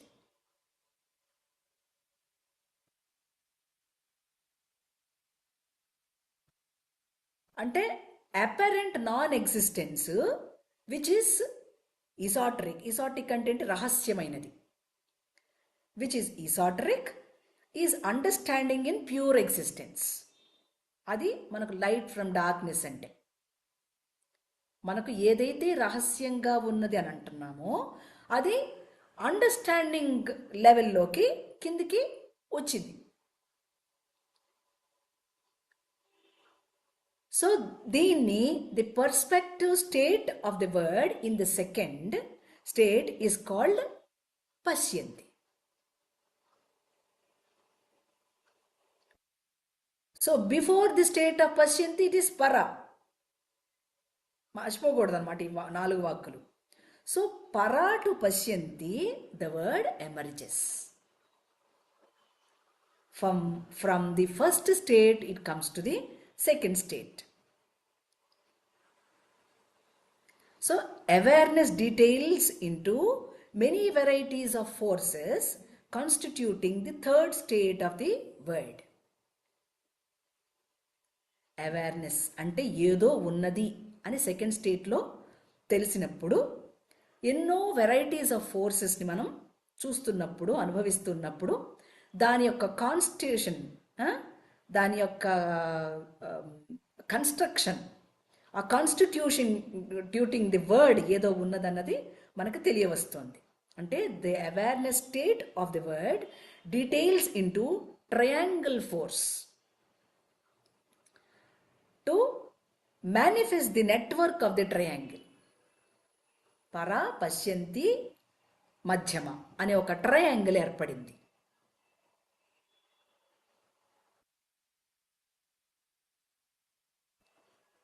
The word is triangle now. ఇప్పుడు చెప్పేవాడు ఉన్నాడు అక్కడ, ఓకే, వాడిని పక్కన పెడదాం.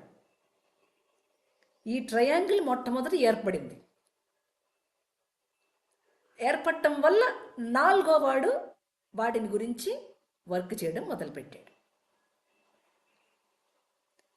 అందుకని ఈ ఈ ప్రపంచమంతా కూడా 1/4 వంతుగా మాత్రమే ఉన్నది, పూర్ణంగా లేదు.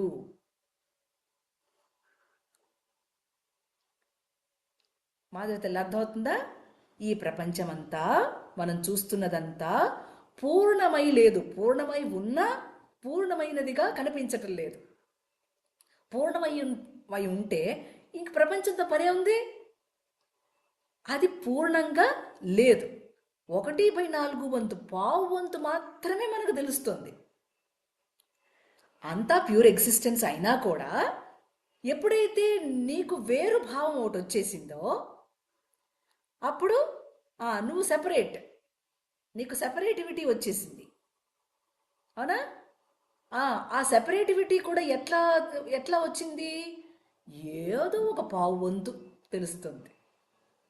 వీడు కష్టపడి మళ్ళీ మధ్యమ,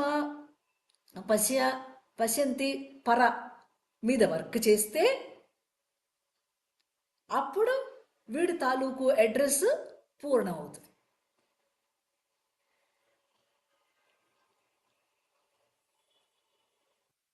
that is how the word should be perceived అంటున్నారు. ఆ 4 వాక్కులను పూర్ణంగా తెలిసినవాడు. అమ్మా నాకు వైఖరి అనేది యాక్చువల్గా వచ్చే వాక్కు, ఫైనల్గా బయట చెప్పిన వాక్కు. పర అనేది ది మెయిన్గా అది ఏమీ లేని పరబ్రహ్మ గాడ్ కాన్షియస్ లోది, గాడ్ కాన్షియస్ కాన్షియస్ లో కదా. మధ్యలో చెప్పిన పశ్యంతి, మధ్యమ అని చెప్పారా, రెండిటికి వేరియేషన్ అర్థం కావట్లేదమ్మా. అవి రెండిటి, పశ్యంతి అనేది అవేర్నెస్ అంటున్నారు కదా, పరా నుంచి వచ్చిన నెక్స్ట్ స్టేట్ పశ్యంతి. అవును, అక్కడ నుంచి మధ్యమాగా ఎట్లా అది ట్రాన్స్లేట్ ఇంకా అవుతుంది? రావాలి, ఇంకా రాలా. ఇప్పుడు మనం చెప్పుకుంటుంది పశ్యంతి మాత్రమే. ఓ ఓకే ఓకే ఓకే, నెక్స్ట్ వస్తుందా? ఓకే ఓకే, ఇది ఒక్క పశ్యంతి గురించి మాత్రమే చెప్పుకుంటున్నాం. ఓకే, ఎందుకని? అర్థమైంది. ఫస్ట్ స్టేట్లో నుంచి దానికి ఒక కదలిక వచ్చింది, మూమెంట్ వచ్చింది. ఆ మూమెంట్ని మనం ఏమన్నాము? పశ్యంతి అంటున్నాం. అది ఏమైందంటే డార్మెంట్గా లేకుండా, స్టాటిక్గా లేకుండా తాను వ్యక్తం చేసుకునేటువంటి ఒక శక్తిని ఏర్పరచుకుంది. దాన్ని మనం అవేర్నెస్ అంటున్నాం. బేసిక్గా చలనం నుంచి, ఆ కదలిక నుంచి ఒక భావం కూడా కాదు, ఒకలాంటి కదలిక నుంచి. అంతే అంతే అంతే, అది కదిలి వచ్చింది, పశ్యంతిగా కదిలి వచ్చింది. దాన్ని మనం జాగ్రత్తగా డీటెయిల్స్ చేసుకొని చూసుకుంటే ఇన్ని వెరైటీస్గా ఉన్నదా అని తెలిసింది. ఇంత వెరైటీ, ఇన్ని రకాలైనటువంటి ఫోర్సెస్ దీన్ని కాన్స్టిట్యూట్ చేస్తుందా, కలిపి కలిపి కలిపి కలిపి ఉంచుతుందా అన్నది అర్థమవుతుంది. ఎన్నిటిని కలిపితే మనం ఉన్నాం అలా. తర్వాత మధ్యమ అంటే మనం మునుపు అనుకున్నట్టుగా మిత్రావరుణులు, లెఫ్ట్ అండ్ రైట్ ఎనర్జీస్, ఆదిత్యులు అందరూ వచ్చేసారు. ఇంకా కిందికి మధ్యమలో వీళ్ళందరూ వచ్చేసారు. వైబ్రేషన్ దేవతాస్ వచ్చేసారు, మెటీరియలైజింగ్ దేవతాస్ వచ్చేసారు. వీళ్ళందరూ మధ్యమలోకి వచ్చి వాళ్ళ పనిని థాట్ స్టేట్ని క్రియేట్ చేశారు. అవునా? వీళ్ళందరి నెట్వర్క్ ఏంటి? The devas cause the network of the triangle. అవునా? 7 triangles, within the triangles అలా రకరకాలుగా ద క్రియేషన్ ఫార్మ్డ్. వస్తుందా? So in the thought state the word proceeding the material manifestation. So material manifestation ఇది thought స్టేట్లో, thought state of the వరల్డ్లో మనకి manifest అయినటువంటి material world. So it is called the phenomenal world before its manifestation as visible material world. ఫినామినన్గా, భావముగా అది ఏర్పాటయింది, ఉంది అక్కడ. So it is the work of devas of the awareness. Awareness అంటే ఏంటి? లైట్. వీళ్ళందరూ వెలుగులుగా ఒకదాన్ని కిందికి తీసుకురావటానికి చేసినటువంటి కృషి.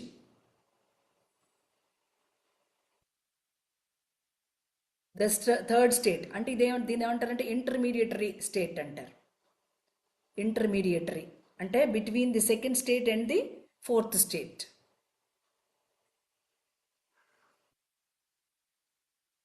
అప్పుడు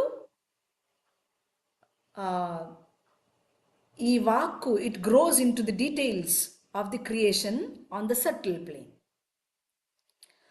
సో ఆ సూక్ష్మంలో ఉండేటువంటి దాన్ని భావన చేసుకుంటూ వీడు తెలుసుకోవడం అనే ప్రాసెస్ని నడుపుతాడు. మధ్యమ అంటే ఏంటి? భావం అని చెప్పుకున్నాం. చక్కటి థాట్ ప్రాసెస్ని ఏర్పాటు చేసుకున్నాడు కనుక, ఒక ఫినామినా వరల్డ్లో వచ్చింది కనుక దీన్ని వాడు అర్థం చేసుకోవటం మొదలు పెడతాడు.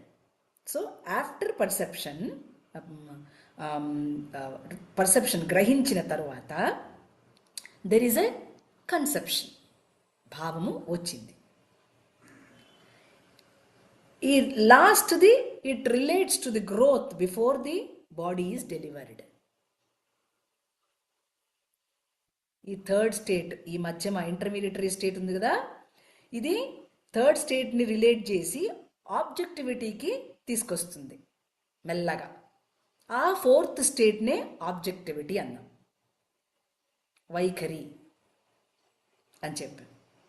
ఆ బాడీని డెలివరీ చేయాలిగా ఆ చేసేది. So this intermediary state has much details. It carries some cosmogenesis to anthropogenesis. కాస్మోస్లో జరుగుతున్న విషయాన్ని మళ్ళా ఆంథ్రపోజెనిసిస్గా తీసుకొస్తుంది. సో ఆ టోటాలిటీ ఆఫ్ ఇసాటరిజం ఏదైతే ఉందో, సీక్రెట్ డాక్టర్ని ఏదైతే ఉందో, విజ్డమ్ ఏదైతే ఉందో, it is the science of creation. ఇది తెలిసిన వాడికి అన్నీ తెలుస్తాయి. The one who knows it knows all అంటారు. ఈ అకల్ట్ విజ్డమ్ని and the science of the క్రియేషన్ని తెలియటం. సో ఈ మధ్యమ వాక్ ఏం చేస్తుంది? దీనికి ఫుల్ టైం ఆక్యుపేషన్ అనమాట. క్రియేషన్లోకి వచ్చినప్పుడు దీనికి ఫుల్ టైం వర్క్ ఉంటుంది, అంతే కదా. భావం చేస్తూనే ఉండాలి. ఎప్పుడో పశ్చంతికి వెళ్తాం, ఎప్పుడో తర్వాత పర.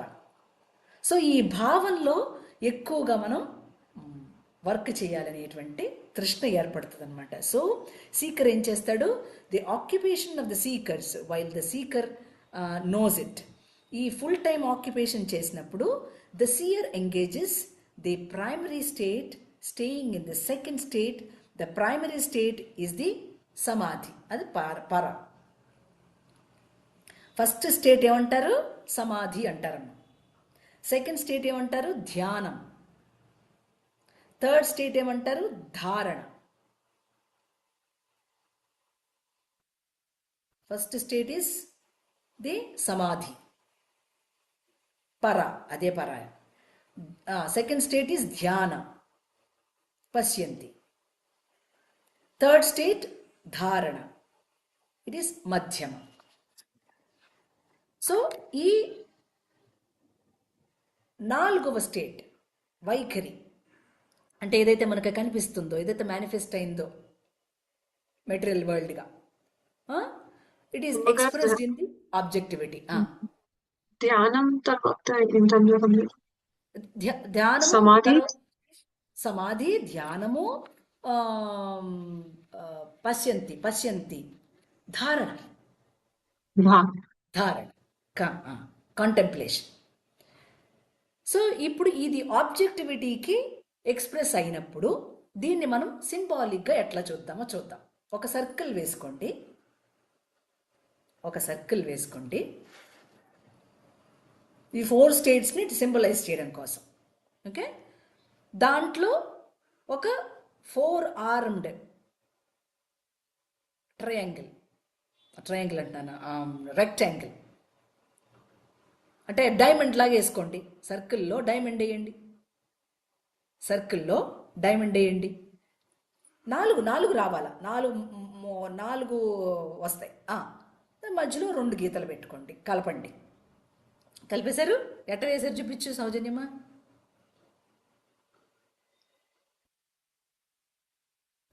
పుస్తకం ఎత్తమంటే ఫోన్ ఎత్తేవేంటమ్ములు.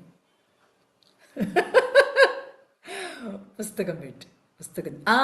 ఎగ్జాక్ట్లీ అంతే. ఇట్లా. సో ది క్రియేషన్ ఎలా వచ్చింది? 4 భాగాలుగా క్రిందికి వచ్చింది.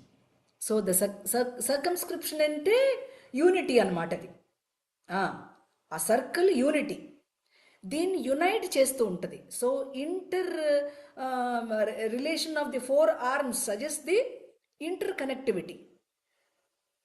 ఈ 4 ఆర్మ్స్ ఏం చేస్తాయి? Speaks of equal importance of 4 states. ఈ 4 స్థితుల యొక్క సమానత్వాన్ని అది చెప్తూ ఉంటుంది ఆ పిక్చర్ మనకి. ఇలాగ మనం క్రియేషన్ వచ్చింది. The word fulfils when it exist in 4 states. దాని పూర్ణత్వం ఎట్లా ఉంది? ఇలాగే ఉంది. ఇంతవరకు అర్థమైంది? ఈ పిక్చర్ని అట్లా చూసి ధ్యానం కూడా చేయవచ్చు.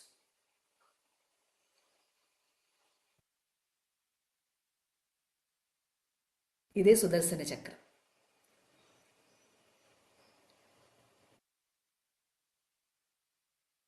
ఎరా తల్లి, దీనిని రెగ్యులర్గా ఒక మంచి పిక్చర్ లాగా మీరు కంప్యూటర్లో వేసుకుని చక్కగా అలా పెట్టుకుని దాన్ని చూస్తూ ఉండండి. It will speak to you. సరేనా? ఇంకా ఉంది మనం చెప్పుకోవాల్సిందే, చెప్పుకుందాం. ఎంతవరకు అర్థమైంది? ఇది అర్థమైతే తర్వాత చెప్పేది ఇంకా ఈజీ అయిపోతుంది. మామూలుగా అయితే అంతకు మునుపు ఏం చేసేదానంటే టక్క ఒక క్లాస్లోనే టక్క చెప్పేసేదాన్ని. అప్పుడు ఏమైంది? పాపం పూజమ్మకి తర్వాత శిల్పమ్మకి అర్థం కాలే. టక్క చెప్పుకుంటూ వెళ్ళిపోయా. పాపం వాళ్ళకి ప్రాసెస్ అవ్వలా. మళ్ళీ శ్రీ సూక్తం చెప్పిన తర్వాత, అమ్మ మాకు మళ్ళీ సరస్వతి సూక్తం చెప్పవు, మళ్ళీ వ్యాఖ్యానం చెప్పవని ఆ సెకండ్ టైం చెప్పినప్పుడు దే ఆర్ హ్యాపీ. సో ఎందుకు మనకు సంవత్సరం పట్టేసింది అంటే అందుకే పట్టింది. స్లోగా చెప్తున్నా మీకు, అది కలిపి ఇది కలిపి స్లోగా చెప్తూ ఉన్నా. లేకపోతే మళ్ళీ చెప్పాల్సి వస్తుంది కదా, ఆ టైం అని ఒకటి, ఈ టైం అని ఒకటే. ఓకే, అందుకని దీన్ని స్లోగా చెప్పడం మొదలు పెడుతున్నా. అలా చెప్పినప్పుడు ఏమవుతుందంటే కొన్ని రిజిస్టర్ అవుతాయి, కొన్ని రిజిస్టర్ కావు. That's okay. బట్ స్టిల్ మీరు దాంట్లో ఉండడానికి కావలసినటువంటి ఆ పర్సీవింగ్ లెవెల్ బెటర్ అవుతుంది. అందుకోసం నిదానంగా చెప్తున్నాను అనమాట. లేకపోతే ఈ పాటికి అయిపోయేది సరస్వతి సూక్తం, శ్రీ సూక్తంలోకి వెళ్ళిపోయేవాళ్ళం. దట్స్ ఓకే, ఏం పర్వాలేదు. ఎంత టైం తీసుకుంటే ఏమండి మనకు అంత పర్ఫెక్షన్ వస్తుంది. చిన్నప్పుడు ఫెయిల్ అయితే ఒరే ఇంకా బాగా చదువుతారా, 4వ క్లాస్లో మళ్ళీ చదువు అనేవాళ్ళు. అవునే కదా? ఇప్పుడంటే జంప్ చేయిస్తున్నారు, కానీ వీళ్ళు విపరీతమైన మేధావులుగా ఉన్నారు కాబట్టి మ్యాథ్స్ సైన్స్ టకటక చదువుకుంటున్నారని ముందుకేస్తున్నారు. పూర్వం మనం ఆ రోజుల్లో అంతే, 2వ క్లాసు 3వ క్లాసు 4వ క్లాసు ఉందనుకోండి పాస్ అయ్యేవాళ్ళం కాదు. అప్పుడు ఏమనేవారు? నాన్నగారు అమ్మ వాళ్ళు అనేవారు, ఏం పర్లేదురా ఇంకో చదవరా 4వ క్లాస్ అనేవాళ్ళు. They don't mind they age. Age అయిపోతుంది, టైం అయిపోతుంది, అవి లేవు. వీడు బుద్ధిమంతుడయ్యి కాస్త జ్ఞానం ఉన్నవాడుగా ఉంటే చాలు అనేది చదువు ఆ రోజుల్లో.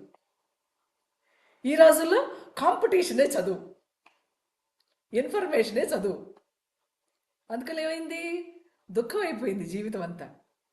అవునా కదా? అప్పుడు వాళ్ళకి డబ్బులు లేకపోయినా ఏమీ ఫికర్ లేదు, నడిచేది. అంటే మనకి ఇప్పుడు ఎన్ని డబ్బులున్నా నడవట్లే. అంటే అర్థం ఏంటి? ఈ బుర్రలో మ్యాటర్ ఎక్కువైపోయింది. అవునా? ఎక్కువ మ్యాటర్ అయినప్పుడు ఏమవుద్ది? నీకు నువ్వుగా బ్రతకడానికి అవకాశం లేదు, ఇంకొకటిగా బతకాల్సిందే. కుక్కలాగా, పందివా కుక్కవా అన్నట్టు. ఎవడరా అంటే మనిషిని చెప్పుకోవడానికి లేదు స్టేచర్. అవునమ్మా? ఆలోచిస్తే తెలుస్తుంది మీకే. మనిషిగా ఉండే స్టేచర్ ఉందండి. అసలు ఈ జ్ఞానం తెలుసుకోవటానికి ఉందా అసలు? తెలీదు. అందుకని ఏది పెడితే అది వాగుతూ ఉంటారు. అప్పుడేమవుద్ది? ఎదుటివాడికి మన మీద శత్రుత్వం వచ్చేసింది, మన మీద చులకన భావం వచ్చేసింది. మనం ఏం మాట్లాడాలని మాట్లాడడం, మిగతావన్నీ మాట్లాడతాం. అవునా? కమ్యూనికేషన్ ప్రాపర్గా లేదు. ముందుది వెనక, వెనకది ముందు చెప్తూ ఉంటాం. అప్పుడేమవుద్ది? ఒకరికొకరికి ఫ్రిక్షన్ ఏర్పడుతుంది. సో మీ వాక్కులు బాగుంటే, అందుకే కదా ప్రీవియస్ మంత్రంలో మనం తెలుసుకుంది అదే. ఊరు బాగుంటే నోరు బాగుంటే ఊరు బాగుంటుందని చెప్పుకున్నాం. అదే దానికి కారణం అదే తల్లి. మన వాక్కు ఎంత ప్రఫౌండ్గా ఉంటే మన పిల్లలు మనకంటే అంత బాగుంటారు. మన వాక్యే బాగోకపోతే వాళ్ళు మనల్ని చాలా చులకనగా చూస్తారు. వీళ్ళకి ఇంతకంటే గొప్పగా మాట్లాడటం రాదు, వీళ్ళకి ఏం తెలియదు, వయసు వచ్చింది కానీ బుద్ధి లేదు అనుకుంటారు మనసులో. పైకి అనరు. వాళ్ళకి లోపల ఉంటుంది మన తల్లి, మన తండ్రి అని. పైకి అనరు, బట్ లోపల what is this non sense అనుకుంటారు. మనం వాళ్ళకి సమాధానం చెప్పడానికి మనకి లేదు స్టేచరు. మనకే జ్ఞానం లేనప్పుడు వాళ్ళకి ఏం చెబుతాం తల్లి మనం? ఆడు క్వశ్చన్ వేయంగానే వామ్మో వీడు నాకంటే చాలా తెలివైనాడు అనుకుంటాం. అయ్యే సచ్చు తెలివి ఉందా లేదా? కామన్ సెన్స్ లేదు ప్రస్తుత పిల్లలకి. అది బిల్డ్ అయినప్పుడు మన వాక్కులో వచ్చేటువంటి అక్షరం ఎప్పుడు ఎక్కడ ఏం మాట్లాడితే బాగుంటుందో అవి వస్తాయి. నేను బాగానే మాట్లాడను కానీ చాలా కమ్యూనికేషన్ గ్యాప్ వచ్చిందే. బాగుంటే ఎట్లొచ్చింది అంటే నాలోనే దోషం ఉంది అనుకోవాలి తప్ప అవతల వాడి దోషం అని చెప్పకూడదు. అవతల వాడి దోషం చెప్పేంత వరకు నీ మైండ్లో చాలా మ్యాటర్ ఉంది. మ్యాటర్ అంటే ఏంటి? ఒపీనియన్స్, కండిషన్స్, నీ కామక్రోధాలు, అంతే. నీ కామక్రోధాలు నిన్ను డామినేట్ చేస్తున్నాయనేటువంటి జ్ఞానం కూడా నువ్వు విస్మరిస్తావు. ఇప్పుడు అర్థమైందా దేంతో పని చేయాలో, ఏ వాక్కుతో పని చేయాలో? భావంతో నిరంతరం పని చేయాలి. తల్లి థాట్, భావంతో థాట్ వస్తుంది. మంచి థాట్ ప్రాసెస్ని మనం జనరేట్ చేస్తూ ఉండాలి. అందుకని నీ భావము, నీ అనుభూతి అంటే పరాతో నీకున్న కనెక్షన్ వల్ల చాలా పనులు మీవి అయిపోతాయి. దానికి మనస్సుతో లింక్ చెయ్యాలి.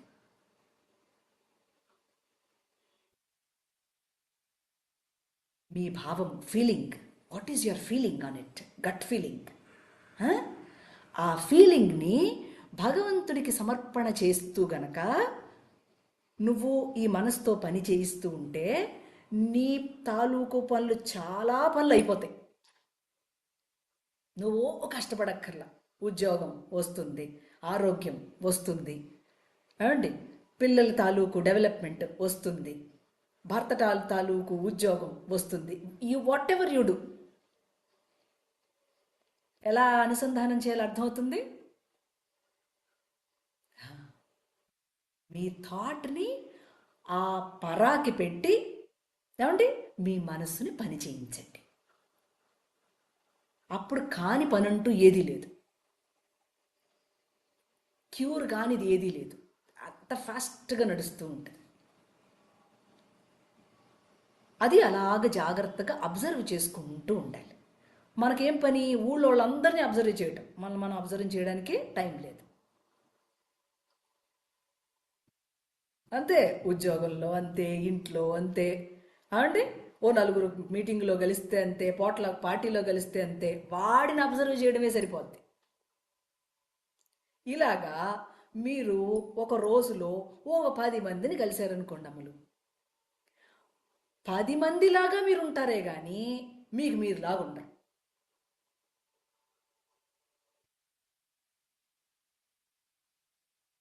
చూడండి, చూసుకోండి ఒకసారి.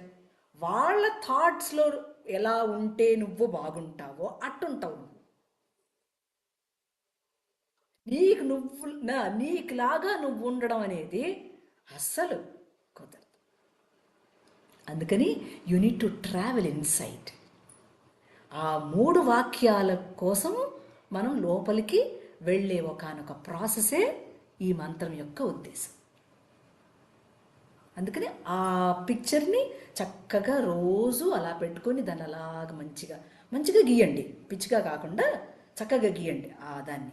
అది అలాగా మెడిటేట్ చేస్తూ ఉండండి. అది సుదర్శన చక్రం మీకు రక్షణ కవచంగా ఉంటుంది.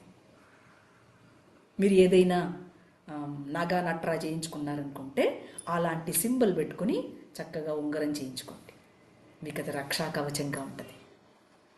Which is nothing but the యంత్ర. The yantra which can protect you, the mantra which protects you, the tantra which, తంత్రం అంటే ఏదో అనుకోకండి, తంత్రం అంటే చక్కటి పూజ నివేదన. అవి ఏమి ఇవి చదువుకోవటానికి వారంలో ఒకసారి కేటాయిస్తున్నాం, చూసావు? ప్రతిరోజు చదువుకోవాల్సిన దాన్ని ఒకరోజు చదువుకుంటున్నాం. ఏంట్రా అట్లా ఫ్రీజ్ అయిపోయారు?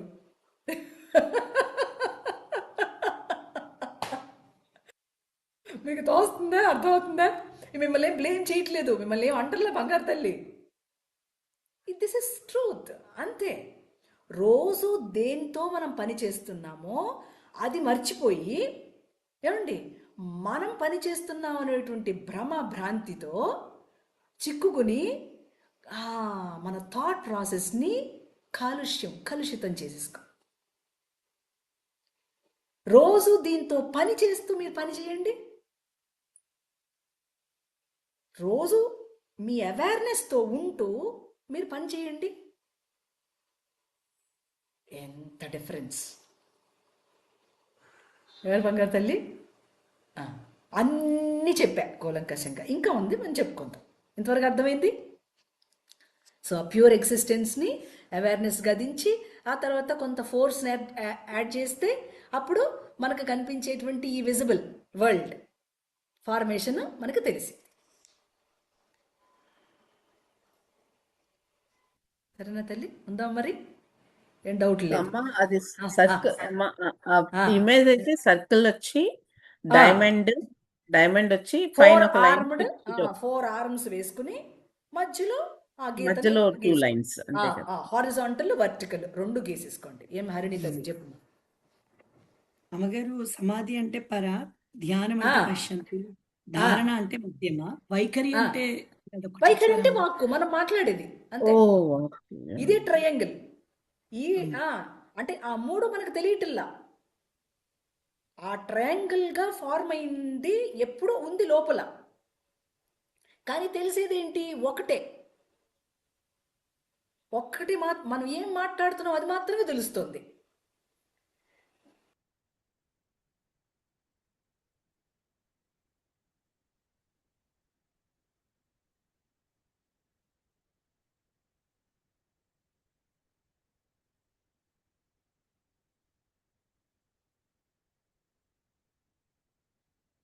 లాగౌట్ డిస్కనెక్ట్ లైన్ లాగౌట్ అయిపోయినట్టుంది. డిస్కనెక్ట్ అయిపోయినట్టుంది.